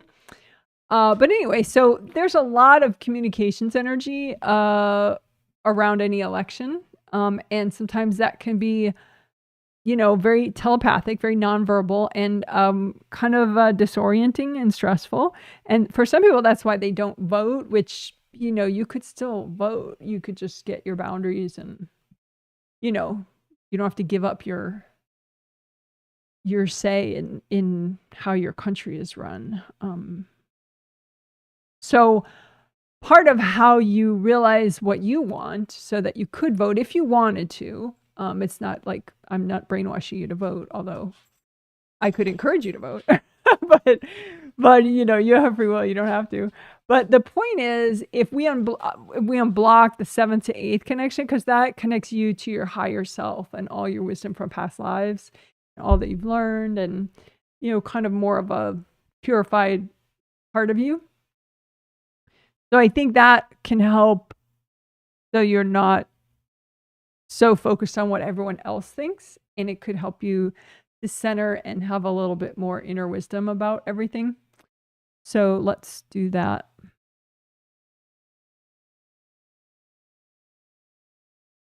So it's super easy to do. You just imagine your 7th chakra, which is in your head and the top of your head, oriented this way. Purple is an ideal color for both your 7th chakras, your astral body and physical body chakra. And so you imagine your 7th chakras, and then a gold flowy connection between your 7th chakras and your 8th chakra, which is above the top of your aura, maybe a foot above, sometimes even 9 feet above the top of your aura, depending on how engaged your higher self is in what you're doing. If you're doing something kind of silly and trivial, maybe your gold sun is, your 8th chakra is further up. But if you're doing something that your 8th chakra is more interested in, then it'll be closer if your higher self is more interested in. So anyway, you imagine the gold connection between your 8th chakra and your 7th chakra, and just unblock it. And just make sure nobody's corded to it. So it's just you to you, your 7th chakra to your higher self, basically. Part of your higher self is your 8th chakra.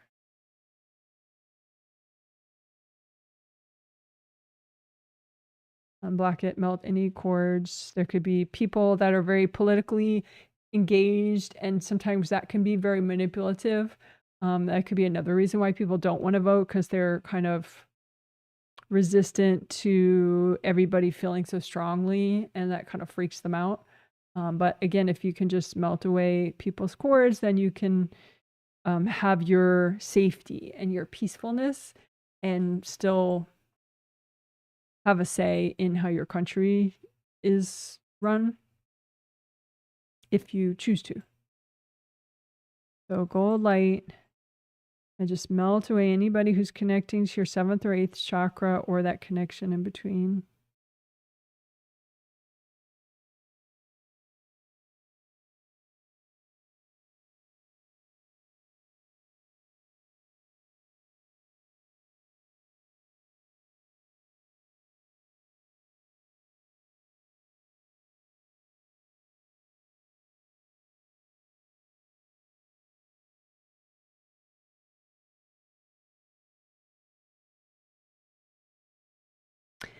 You could also have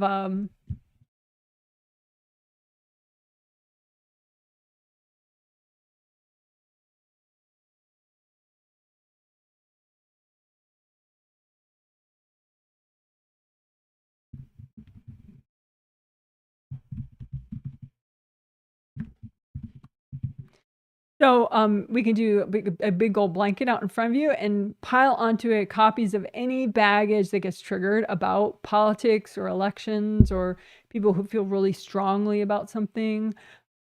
Just pile all that baggage out in front of you, and melt cords going into it from other people or from you. And you may have some invasive beings trying to make everything more dramatic. So you say, angels, can you recycle any invasive beings messing with me on this topic of politics? Cycle all them. And just melt away the baggage. Any inner baggage that gets triggered about politics. It could be from past lives. In past lives, politics, I mean, even in this life, in some places more than other places, but in past lives, for sure, politics could become very violent, like physically dangerous. Just melt away any baggage. You could have baggage that you didn't clear from a past life or several past lives about politics. Or, how governments are run, how towns are run, cities are run. So just melt all your baggage about that's triggered when you think of politics or when elections are coming. You can have your free will. You can choose what to do, how to participate, if you participate, all that good stuff. You can have your safety and you can have your free will.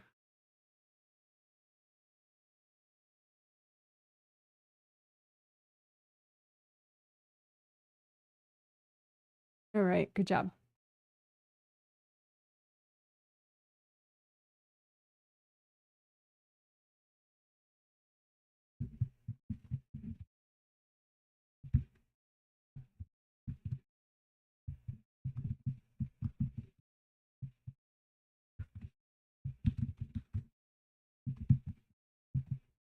Okay, so we'll wrap up now, including clearing stubborn triggered energy blocks and emptying unprocessed stress pots. So stubborn triggered energy blocks, we just did a bit of that was related to politics, but now just any energy blocks that are triggered on any level for you, despite all that we've done to clear, there could be still some that are stubborn, therefore. So any energy blocks that are bothering you or triggered on any level, or we could add to it any energy blocks that are in the way of you being productive and non-resistant. So we'll add any resistance energy blocks, add any productivity energy blocks. So, and just bring up red earth energy, soak them all in the red earth energy, melt any cords going into them with gold light.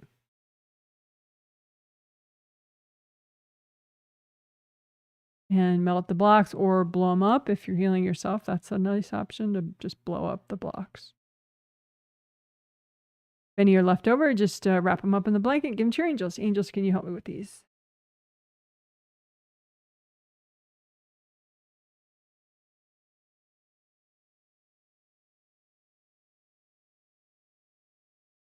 Okay, and then unprocessed stress pots. It's a way to work it. You don't literally have pots in your space, but it's a way to represent your ability to handle new stressors. And you want the pots to be empty so you're ready for like any new stress that you can't clear right away. That way it kind of fills the pots, but they don't overflow. So you're good to go. You're still functional as you clear. So just imagine all your unprocessed stress pots, even the ones you try to hide from yourself, and just check, are they full? Are they overflowing? Are they half full? Are they empty? You want them to be empty. So just bring up red earth energy, soak them all, and use gold light, melt cords going into them, and just use the gold light to melt away any of this unprocessed stress. So you're basically processing the stress by just melting it all away. It's just energy blocks, basically. You're clearing. It's sometimes, if you get caught up in some avoidance, you'll have the stuff that really stresses you, but you'll just save it like a rock in your shoe, and then you'll just feel kind of crappy for like several days at once. So this sort of cleans the slate. You want to get rid of all that stuff, all that unprocessed stress, just melt it away. You're all caught up.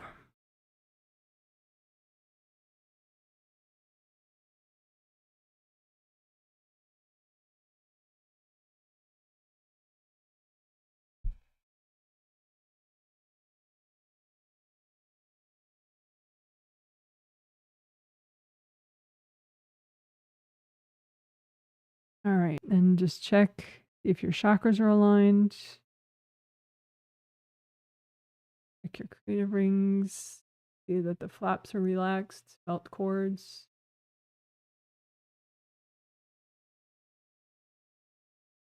Check your biker shorts areas of your astral body and your physical body. Your sinuses. Your nervous system all the way down to your toes, from your brain all the way down to your toes. All your nerves.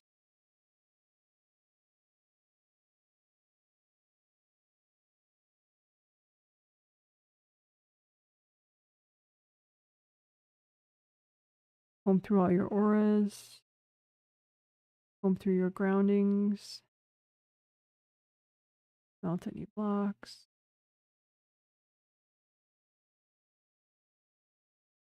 Especially your innermost aura layers, like right the innermost part of your auras, right up against your skin. Any blocks there?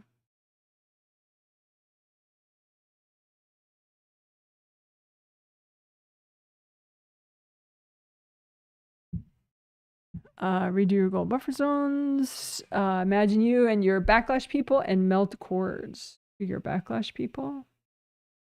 Backlash people are just anybody. You may or may not know all of them. Just imagine like a lineup of them and just melt any cords between you and them. Don't send them any energy, but just melt the cords and melt the baggage that they tend to cord into.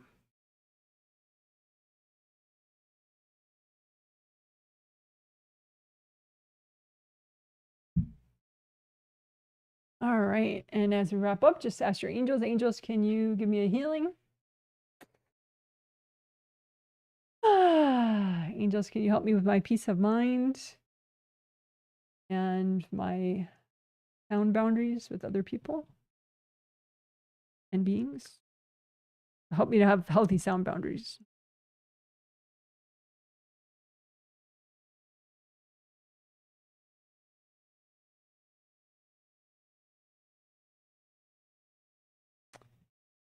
Alrighty. Good job, good job, good job. Woo! Yay! That's a healing. Amazing.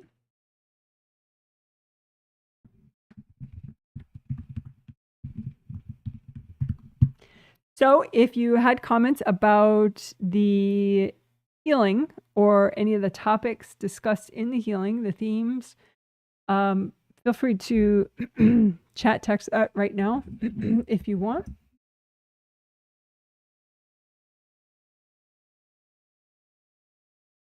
Even if you just healed yourself and I did not heal you because you didn't purchase the healing, you could comment how healing yourself was for you. And you can mention if you just healed yourself for context. In case I don't recognize your YouTube ID. Oh, right.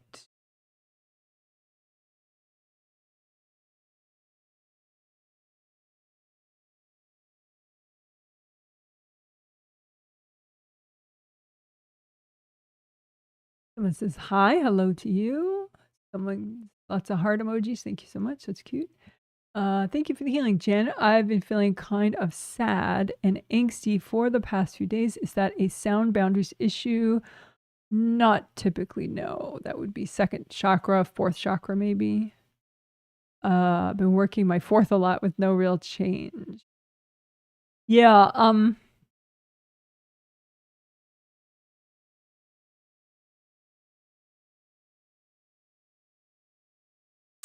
it's like you and your mom. I see you trying to talk with her like park bench communication.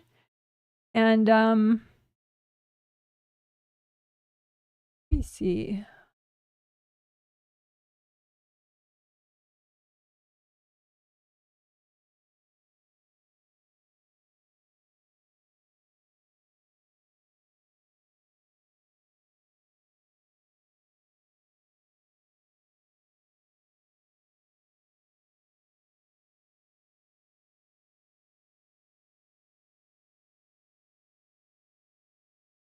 So what I did, I mean, I heal, for others that don't know, I heal your mom regularly. And so, you know, she'll readily say yes if I'm offering to heal her. And so I just looked at what she's like, the energy blocks that are most causing her to be in resistance to your growth and change. And then I helped her to melt those energy blocks. And so that's kind of half of it, because then that gives her some peace and she's not stuck in resistance to your growth. But then like right in the front of your fourth layer,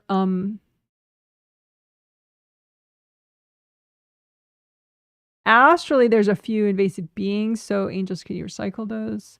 And then physical fourth layer in the front, there's like a couple hard plates of energy. That looks to be from your sister. So you could melt those. Yeah.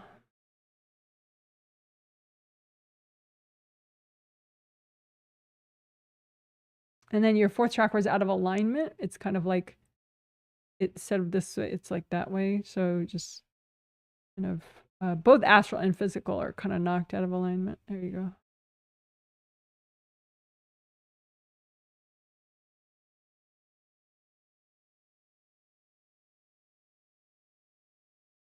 Your fourth chakras don't generate enough energy, either of them. They're kind of corked in the front. A big energy block stuck in the front of astral, physical only. Yeah, so I think now, maybe in the next few minutes, they might, you could give it a few minutes, but then you could comment if you want, if that's better, because they seem to both be generating a nice amount of energy now, your astral and your physical fourth chakra, and the flow is much better, and your mom's sort of doing her own thing now. Okay, hope that helps. Someone says, thank you for the healing and for the explanation about my blowing myself out of my aura. Yeah, that's not a thing. You don't blow yourself out of your aura. I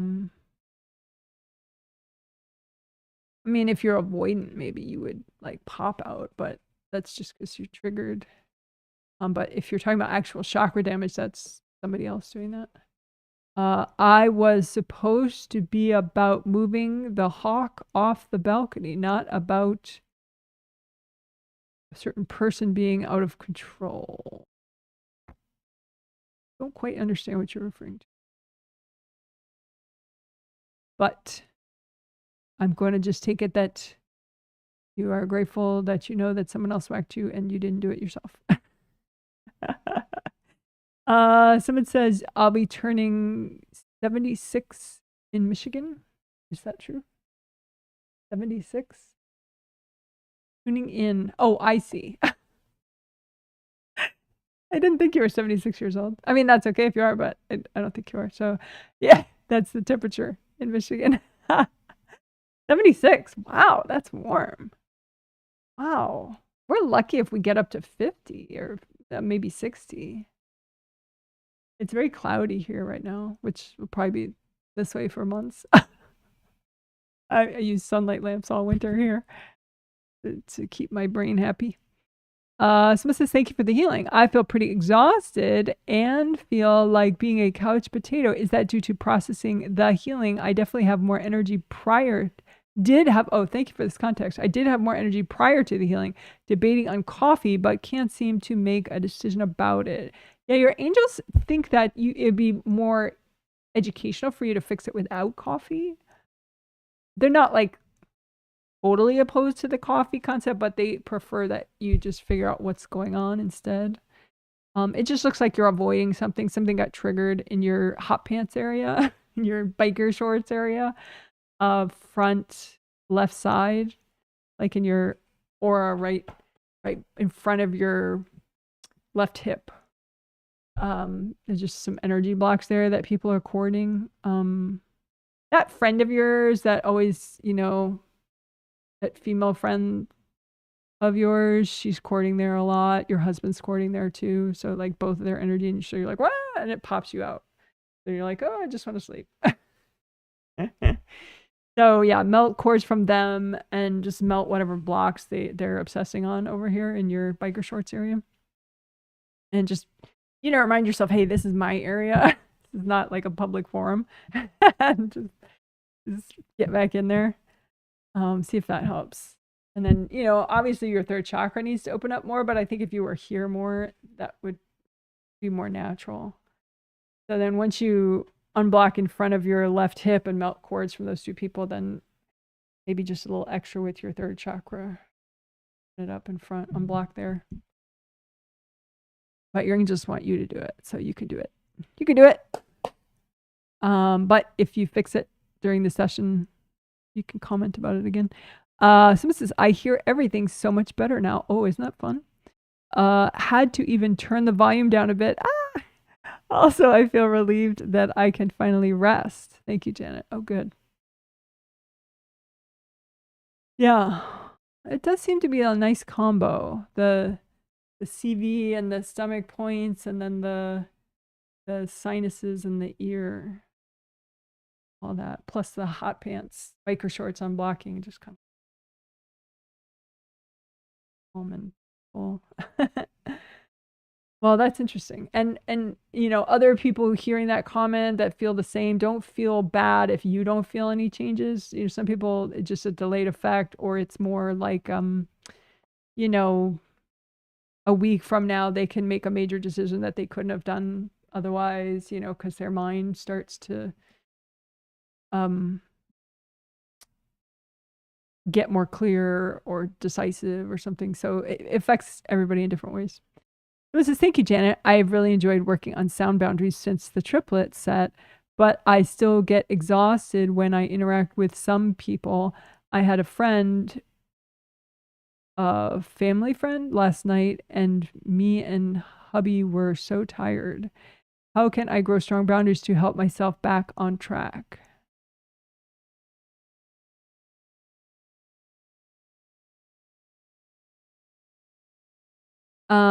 Well, it would be nice to know initials, but if I look at the people that you were with last night, you guys definitely both popped out. Um, it seems like they got into the back of your aura. So, like, back of biker shorts area. So just imagine, let's bring up that sexy graphic again for some inspiration. So just behind that lower back area for you, especially in the left. So behind your left hip, especially, but both of them, and then lower back right there.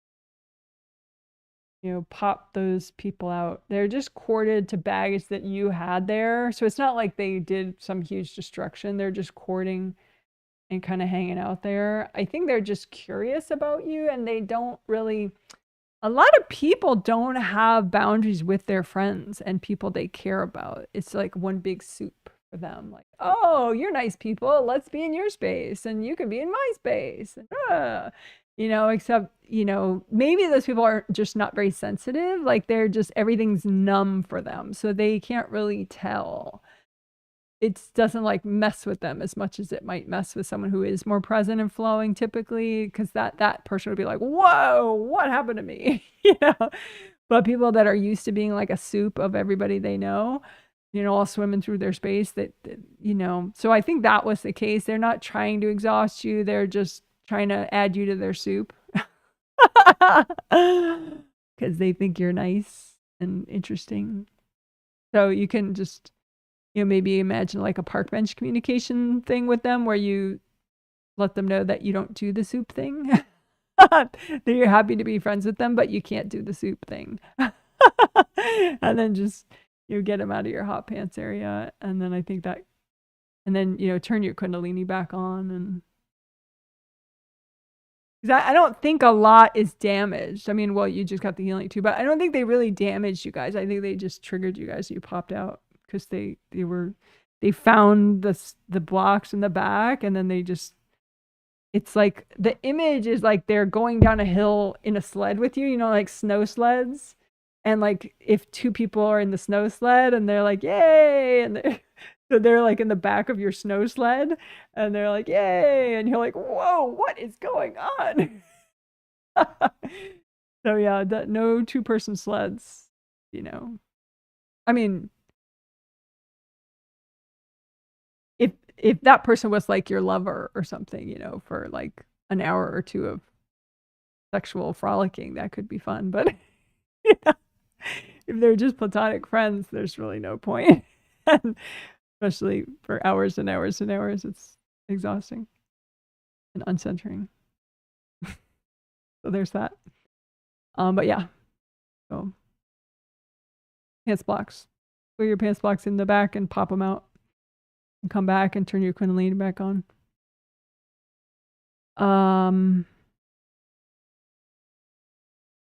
It says thank you for the healing, feeling good. Oh, let's try the waterfall too. We haven't done that in a while. La la la, how cute is that, right? Okay, so someone says thank you for the healing. I'm feeling good so far. I am considering UX design. I have no idea what UX is. Do my angels approve? Am I finally hearing them about job, career stuff? I'm also over myself as well. P.S. I do find texting people exhausting lately this month. Is that affected by sound boundaries at all? I think you have a couple energy blocks that people keep courting when they text you. So it's just people sending energy into your energy blocks, and it's like makes you want to pop out. So you just clear the blocks that people keep courting when you're texting them. Oh, you know what too? That could help. That I have a video, clear facades, FACADES, facades.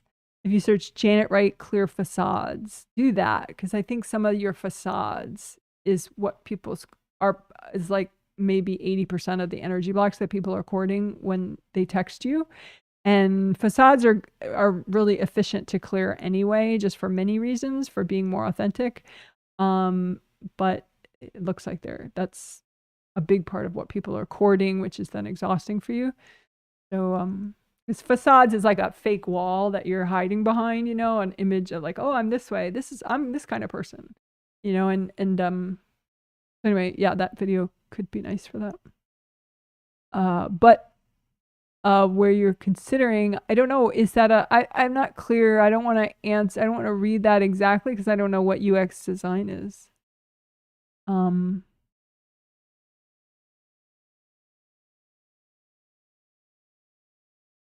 They give you like a half green light, like you're halfway there. So you're better than you were as far as non-resistance, but they still want you to do more inner child healing, about heal wounded inner child parts of you that are in the way of your career and financial stability and career and financial progress. Heal wounded inner child parts of you. And unblock your 7th and 8th chakra, 7th to 8th chakra connection more. You get more higher self wisdom about career growth and financial stability growth. So 7th to 8th chakra connection work, and then heal wounded inner child parts of you. You help your financial and career stability. But you're on the right track. You're halfway there, they say. Someone says, thank you. I set some boundaries with, you mentioned a person's name, 2 days ago. I think this last set, 5th layer work helped, and felt energy move in my mid back. Angel thoughts, advice on this.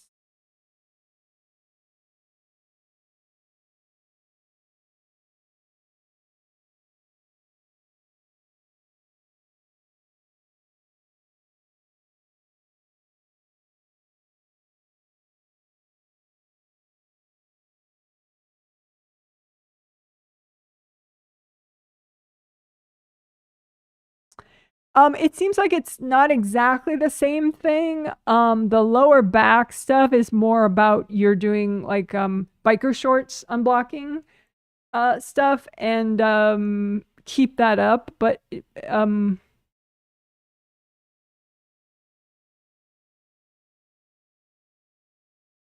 there's some. It's like a series of aura bruising directly behind your 2nd and 3rd chakras of your physical body. There's like a bunch of like sort of long kind of bruises. So hard pieces of energy. Although it's like you used to have a bunch of spears there, but they're gone. So you still have the bruising though. So since you're more present because you're doing hot pants unblocking work, so you're more present here, then you're able to feel more of this compression that's there. So just do more unblocking directly behind your 3rd and 2nd chakra in your physical body aura. But the boundary stuff between you and that person, that didn't cause those. It was the hot pants work that got you more present, that made you feel the blocks that have been there. Seems like the boundaries with that person, your angels are fine with. They give me a thumbs up on that. Someone says, thanks, I feel very serene. Oh, after the healing. Oh, good. That's nice. Please also fill out the survey, though, everybody. If you are, I mean, you know, you have free will, but it is helpful, you know, because I'm in a different headspace when I read the surveys and I'm planning the next healing and studying what worked and how much it worked and why it didn't work or why it did work. But thanks for feedback now, too. It's interesting.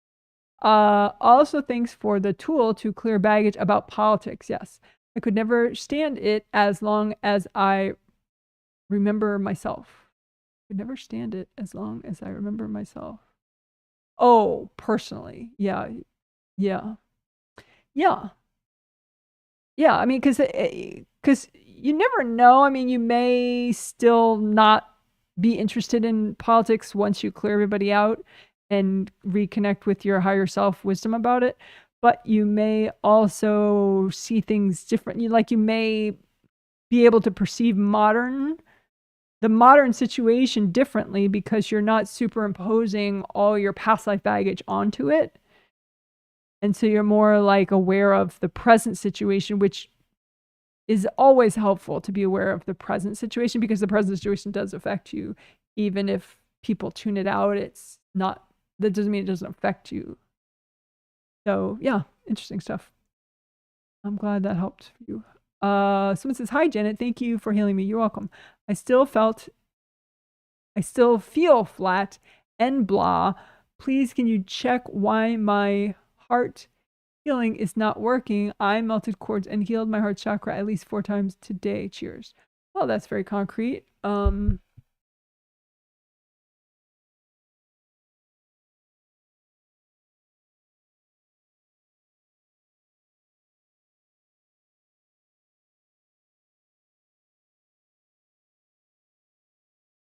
There's something in the front of your physical body aura. I would say it is a series of aura bruising, kind of like that other lady had behind her second and her third chakras in her auras. You have it in front of your 4th chakra. It's like there used to be a bunch of hard objects going all the way through there, but you got rid of the hard objects and repaired the gash, but you still have bruises there. So it's like not so much first layer, but 2nd, 3rd, 4th, 5th, 6th, 7th, right in front of your, right where this microphone is on me. But yeah, you have just like a sort of long, hard scarring there, bruising, whatever you want to call it, scarring, bruising, blah blah blah. But yeah, just some extra hardness is still there.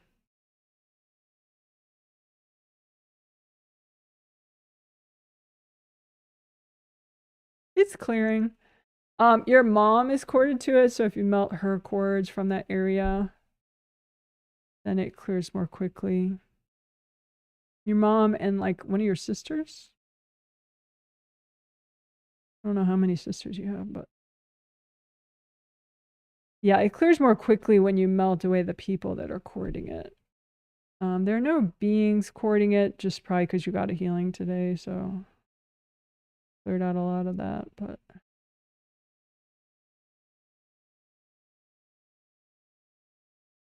4th layer right in front, physical 4th, there's like a bunch of hard objects right there.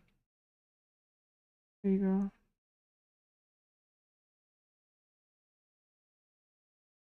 So your 4th chakra, astrally and physically, they're still not generating enough energy. Like the auras in front of them are flowing now, but like the chakra's kind of off. Off, meaning it's just generating maybe 30% of what it needs to. I think it's just corked up in the front too much, both astral and physical. So you can just imagine like the cork and just give it to your angels. Keep lifting it out, give it to your angels, more and more of it.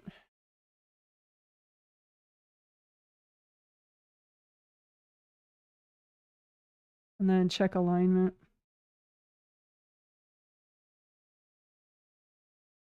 Because when your chakras are aligned, it kind of like they help protect each other a little better. And the force field around them. So you can let me know if that helped at all. But yeah, it was basically just scarring in front of your physical body, 4th, and then some extra hard pieces of energy in front of your fourth layer, physical body. And then some energy blocks stuck in the front so that the chakra itself wasn't generating enough. But now within the next, like, I would say give it maybe 2 or 3 minutes, but within that time, your aura should fill out better.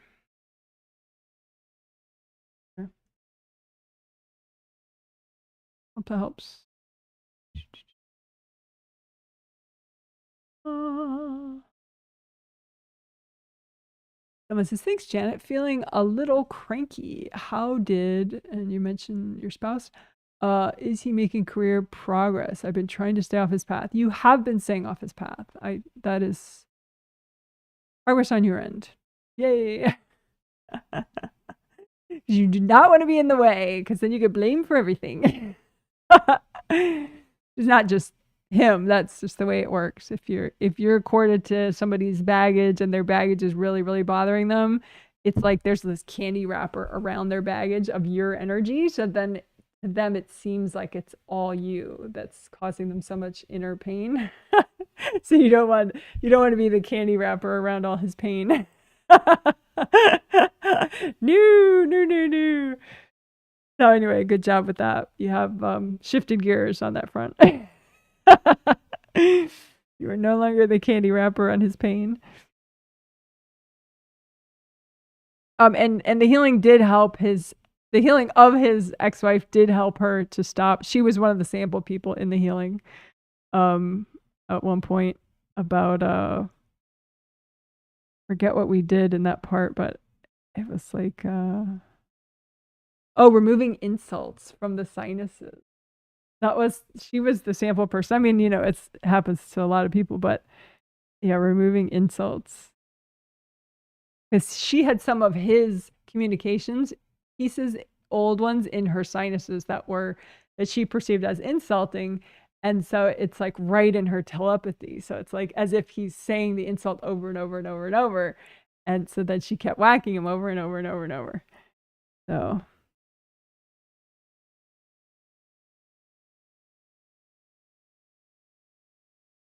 But once we cleared that, then and did the flowers, the nourishing flowers, then she really got a lot more serenity with that, and she stopped whacking him. So we'll see how long that lasts, but.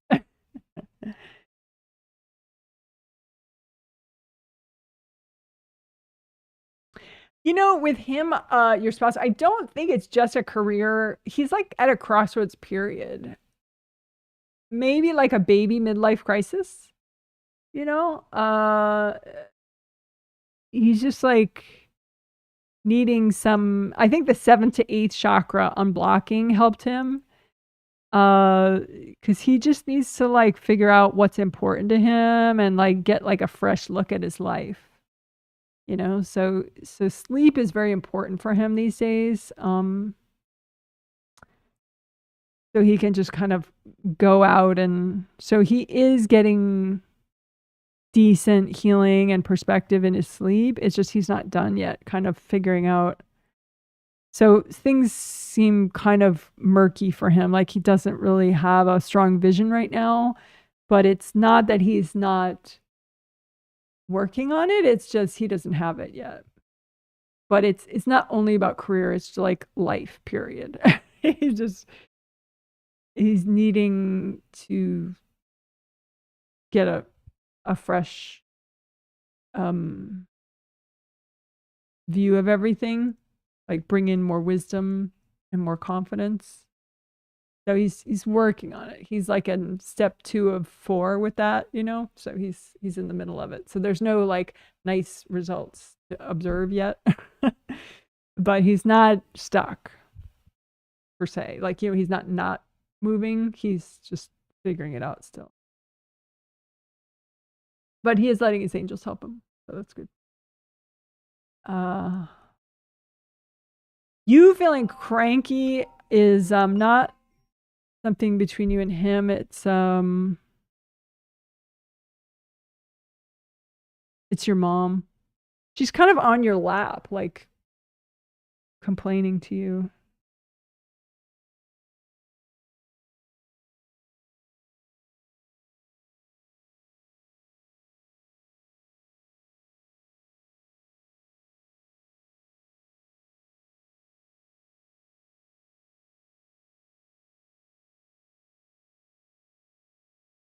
I don't know if that helped, but she, I heal her regularly. And so I just, not in the twins, but in the triplets. So she knows me. And so she very readily accepted that I would, if I wanted to heal something with her. And so I just looked at all the energy blocks that she has that most make her resist you and resist your decisions and anything about you.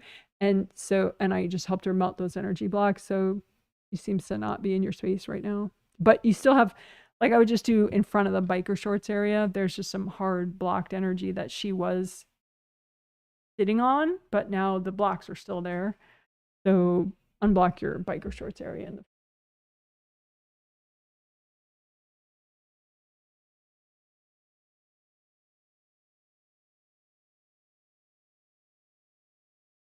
Okay. Someone says, hello, everyone. Love from Iran. Well, hello to you. Hello, hello, hello. I do these live streams 5 times a month, these healings. This is the 4th out of 5. So the next one is in 2 days on Tuesday. And the schedule is on my website, awhealing.com. So you're welcome to check out the schedule of all the upcoming live streams. December sets are currently actually for sale on my website if you want me to heal you in December. But if you just want to observe and heal yourself as you watch, that's fine too. So that's my website, jwhealing.com. That J doesn't look like a J. Fix that. So JW is for my name, Janet Wright, and then healing for energy healing, jwhealing.com. Okay, I have been out of sorts the last couple of days. Thank you for the context. Halfway through the healing, I started feeling better. This is unusual for me. I usually feel the effects later. Thank you. Yeah, it's not, it is more fun if you feel them right away. So that's nice that this time you did feel them right away. Halfway through the healing.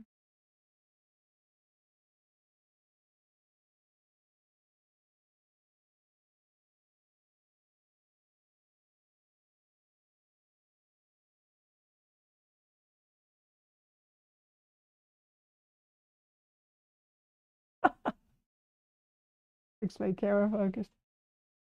Your angels are making jokes about the nipple chakras. Maybe it was just when we healed your nipple chakras that everything became good again. Which is not true. It's just funny.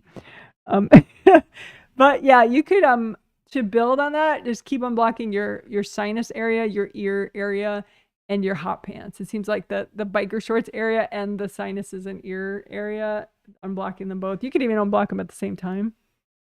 That could be kind of fun. But it seems like, kind of like the angels said, it was like parallel parking.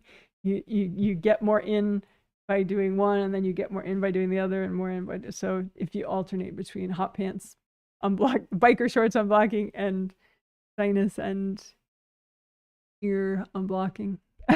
But that's nice. I'm glad that helped. Someone says, can you please tell me what my angels think about the project I just completed? They helped me a lot along the way, but I couldn't understand what their attitude was. Well, it would help if you mentioned just one thing about the project so that I know that I'm reading the right project, but that's okay.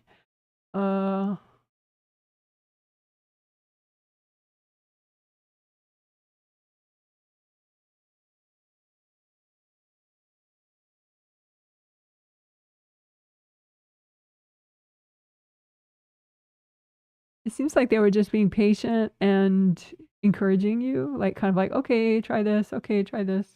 Like problem solving and encouraging you. So I don't know if there was something funny, maybe there was just an invasive being also that that wasn't your angel. So like you heard some weird tone or attitude that wasn't from them. So you could just, recycle any invasive beings that are kind of like altering the way you hear your angels. Yeah. It seems like they didn't have any sort of surprising attitude in the last couple days with you. Just basic, loving, patient, kind, encouraging, that kind of idea. La la la la. Someone says, "Yep, that worked. I feel like a switch came on, and I feel like staging my home. Yep, that worked." Oh, I forget what I did. I know I healed you earlier, but I don't remember what I did. Sorry. Yep, that worked. Like a switch came on, and I feel like staging my home. That's nice. Oh, yeah, in front of your hip, there was, this female friend of yours and your husband recording a bunch of your baggage. Yeah. I do feel pressure on the back of my eyes and nose now. Probably didn't notice before I popped in. Exactly. So, yeah, the pressure is because you're in more, but then just unblock in the front. Because the hardness is like it draws in invasive energy. So if you get rid of the hardness, then the invasive energy, it's like your aura then is nice and flowy. So it's able to do a better job at being a boundary for you. Like, or your auras are supposed to protect you and keep just you in this area and not invasive energy, right? But if there's hardness, it's too easy for the invasive energy to come in. Like the cord, so from people, from beings, just random energy, not directed at anyone in particular, even just the hardness, like just draws it in. So now you're in more, you feel that hardness, so just, melt the hardness or just bring it out, give it to your angels. Angels, here you go. Just keep getting rid of the hardness so that you don't feel so much pressure. Just like directly in front of where you feel the pressure, just comb forward and melt away any junk in your aura in that area. And then, of course, if there are any invasive beings in that area and also in the area where you feel the pressure, just say, angels, can you recycle any invasive beings in these areas? So it's, and then, you could do some hot pants on Blackie too, just kind of, Okay. This is, hey, Janet, thanks for the healing. I have a lot of nonverbal communication happening with an X. You mentioned his initials. Is this related to blocks in the 5th chakra and telepathic mesh?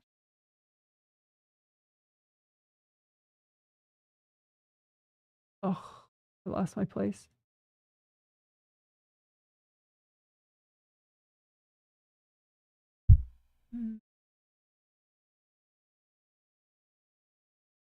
When you say nonverbal communication, but then you say, is it related to blocks? It makes me think that you're actually saying that you can't stop thinking about him, but you would like to. So it's not like you're actively wanting communication. It's just like you're hearing his communication.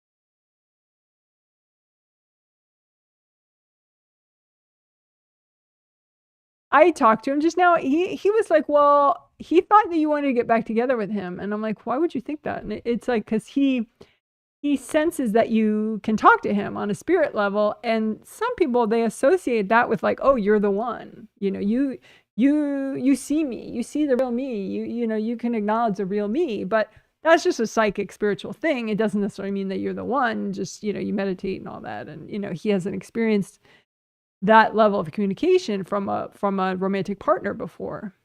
So that confuses him, and he thinks, oh, well, you're the one I'm supposed to be with because you can acknowledge me. That's why some people, they kind of will have, amorous feelings towards their reader, like a energy reader, but it's not that person's meant to be your partner necessarily. I mean, maybe they are, but it doesn't have to be that person is meant to be your partner. They're just a good reader, So, but anyway, but I was talking to him and I was like, well, but your angels can find you somebody else. I mean, if she's not the one, she's not the one, and So, you know, I said, well, what do your angels say about it? And they're like, well, yeah, you're right. And so he seems still a little sad because I don't think he has faith in his ability to find more compatible partners.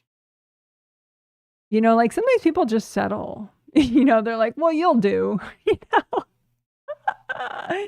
because they, you know, they don't like being single and they don't like being by themselves. And so they're like, well, you're probably the one. Let's just stay together, you know? So I think it's a little bit of that. Like, I think he's just kind of, I tend not to use the word lazy, but he's maybe a little bit, he doesn't have faith in his angels and his ability to find someone even more compatible. But I don't see why that would be particularly invasive with you, though. Like, especially now after I talked to him. So if you're still getting really invasive thoughts from him, I think it's just some beings. It's not him. So you can just have the beings recycled. Any invasive beings that are, you know, because invasive beings can do that. They can like sound like other people, or they can just, you know, make trouble, you know, make you comfort eat, or make you think of your ex, or make you whatever, you know. I think you're pretty forward motivated, you know, you're not like, gee, I'd like to think about my ex all day, please. Maybe keep clearing your biker shorts area in the front, because I think there's still little pieces of his energy in the front there, in like your first and second layers in front of your biker shorts area. Which is not uncommon, you know, you can find like X's around your biker shorts area or in your sinuses, you know, for communications, old communications. But I think he's more in your biker shorts area than he is in your sinuses. Anyway, I hope that helps. But yeah, if there's something super invasive, that wouldn't be him. He's sort of like, you know, like a stray cat that wants to come around and get fed, but he's not really motivated to be invasive.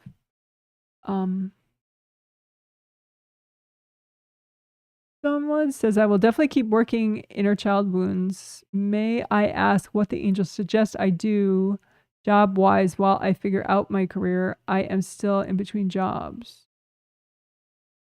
Also, thanks for the feedback about clearing facades.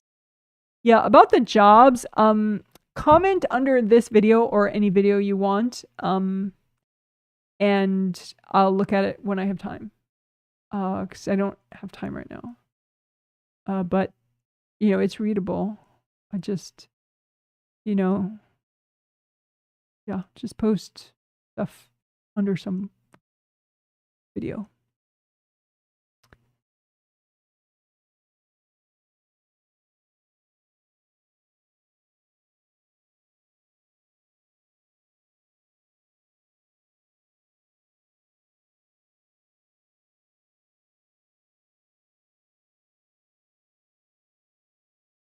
Yeah.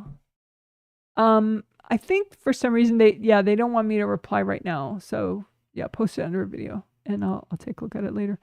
Also, thanks for the feedback about clearing facades. I've been trying to be better at communicating in a way that's more palatable, but maybe that's dishonoring who I truly am. Yeah, don't overthink it. Just clear the facades and it'll change things. Someone says, hello. It's been some days that I have continued panic attacks, anxiety, like my chest is blocked totally, and there is things I want to change in my life, and like I can't. Can you help me, please? Okay, so for context, unless I'm totally misjudging your YouTube name, I did not heal you today. I've not healed you before, which is fine. Just making sure.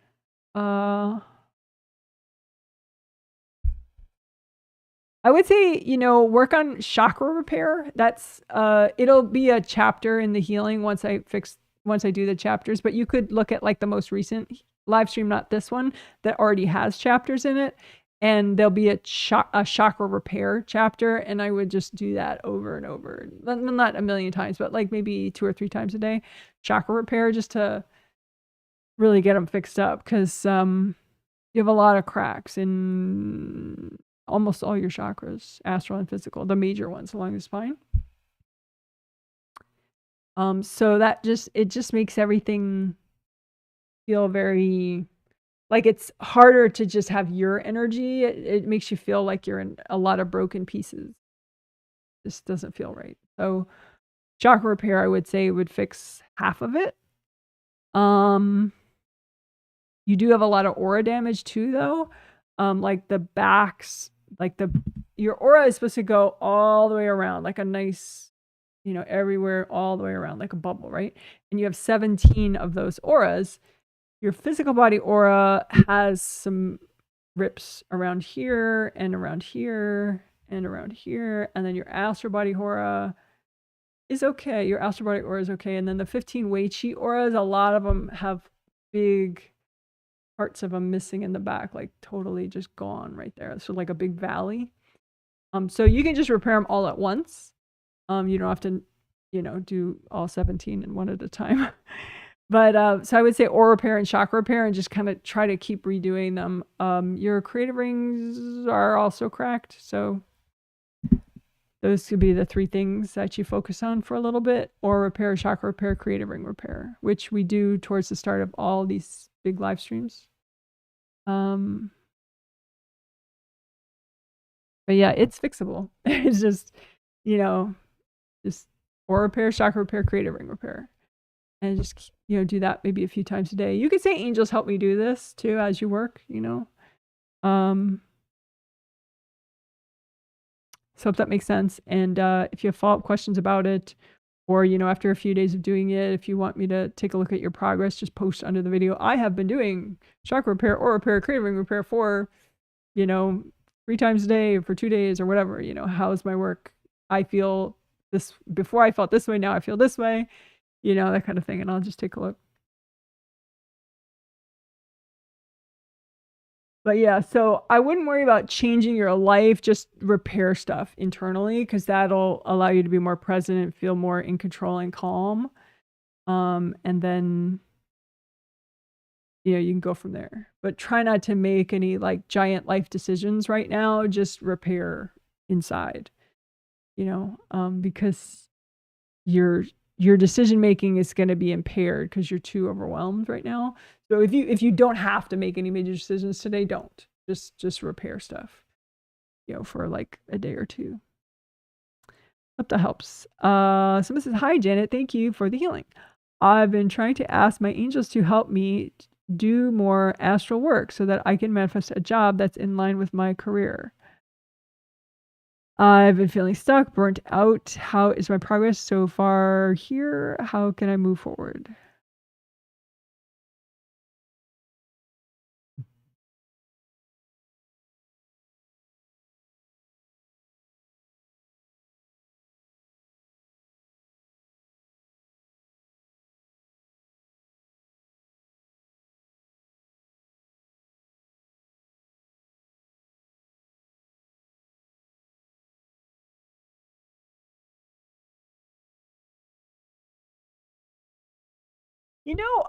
Last healing of the triplet set. So the most recent healing we did before this one, the triplet set healing, which was on the 8th of October. So the video will say 3 of 3, October triplet 3 of 3. It's in the playlist that is this one's in too. They're all in one playlist, October 2024 healings. But that one we did Mind Garden healing, and I think that could be nice because it seems like you have mental blocks that kind of, it like just makes everything harder. It's like rather than going in A to B, you like go A and then you go round and round and round and round a few times before you get to B. And so it's just more tedious and exhausting than it needs to be. So if you just work on healing your mind, conscious mind, subconscious mind, and then the flowy boundary between them, and just some of it's past life burdens, some of it's from this life, like intergenerational burdens, like stuff you picked up from like your genetic mother and her side of the family, your genetic father and his side of the family as well. So just, other people's junk and your past life junk and your present life junk, just baggage, just melt baggage to make your mind gardens happy and flowing. And you ask your angels to help you. So I think that could, like, because you're working on it all. It's just, it's harder than it needs to be. The process is just more.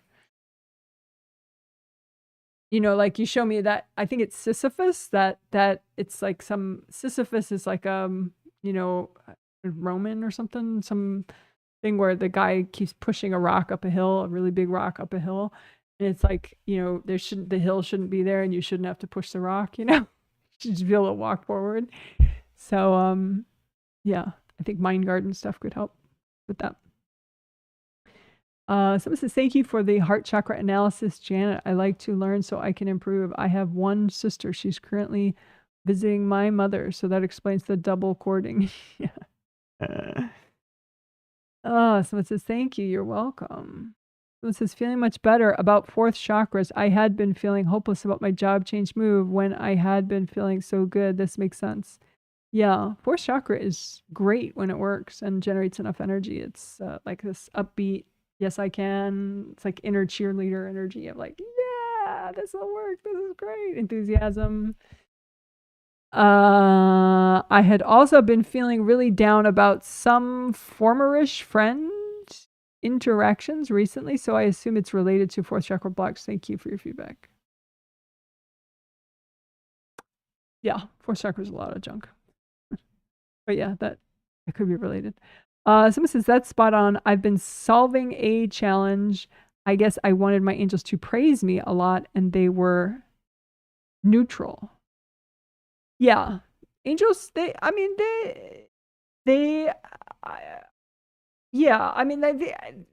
going to praise a lot. They're going to be more like, it's like a soothing kind of mellowness. Like, we're here. You can do this. It's not like, wah! I mean, you could ask your spirit guide to like pep it up and be like a pep squad kind of thing, but angels probably won't be a pep squad vibe. They're more of like this really mellow, like that waterfall, like that's kind of an angel vibe, like giant and mystical and cool and powerful and healing, that kind of a thing.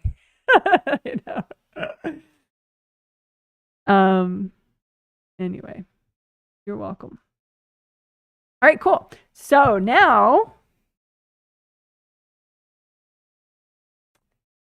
yay. So now we will do, so first we'll do the tomato cam, and then we'll do the Izzy cam.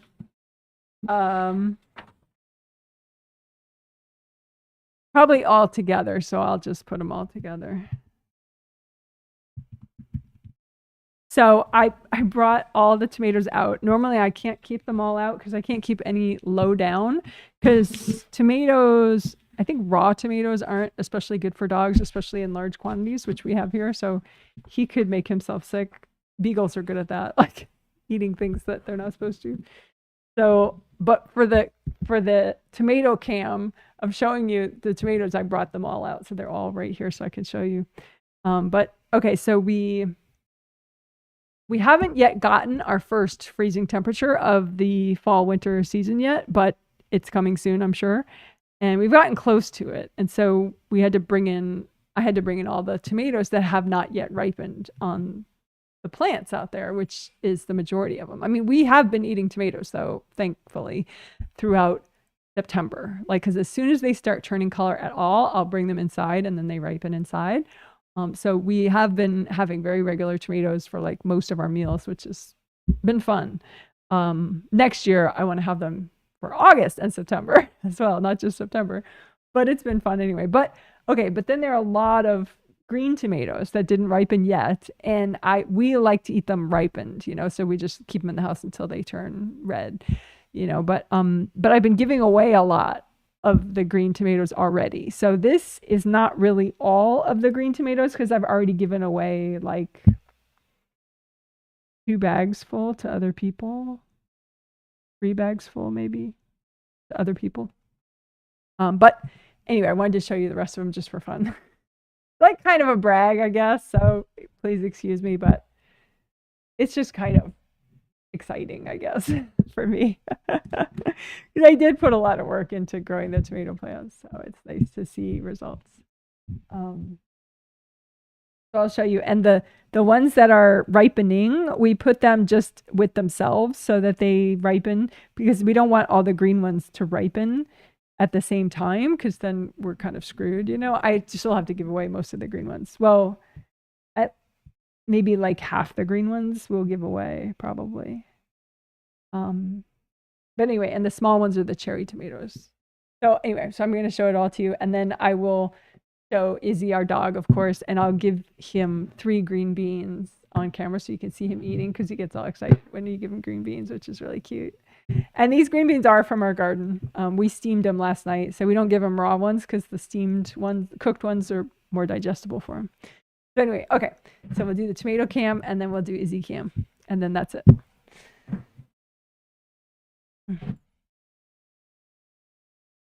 So I won't be able to talk when I show you the tomatoes because it's away from the microphone.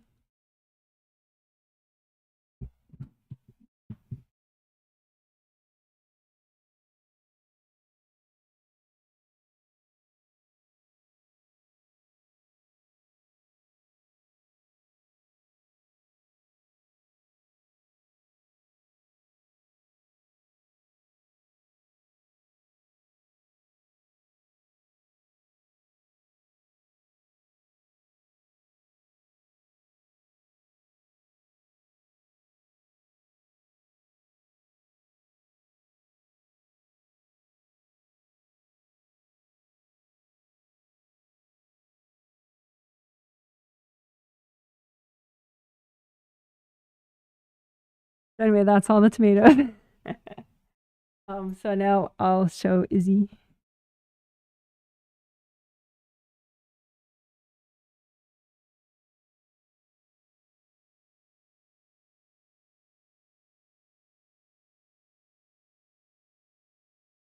Boy.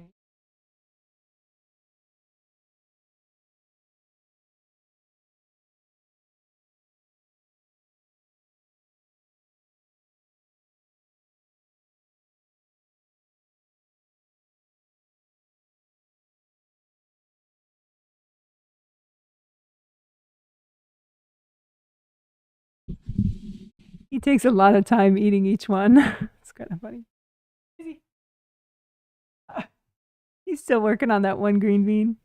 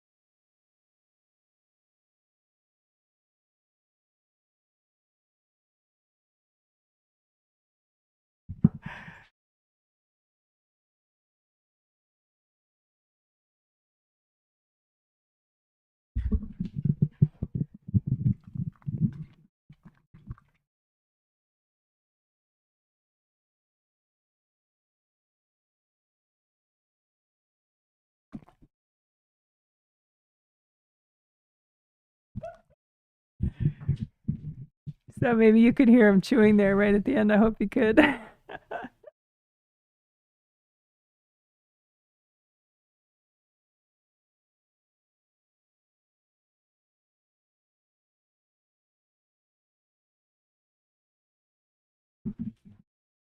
Righty.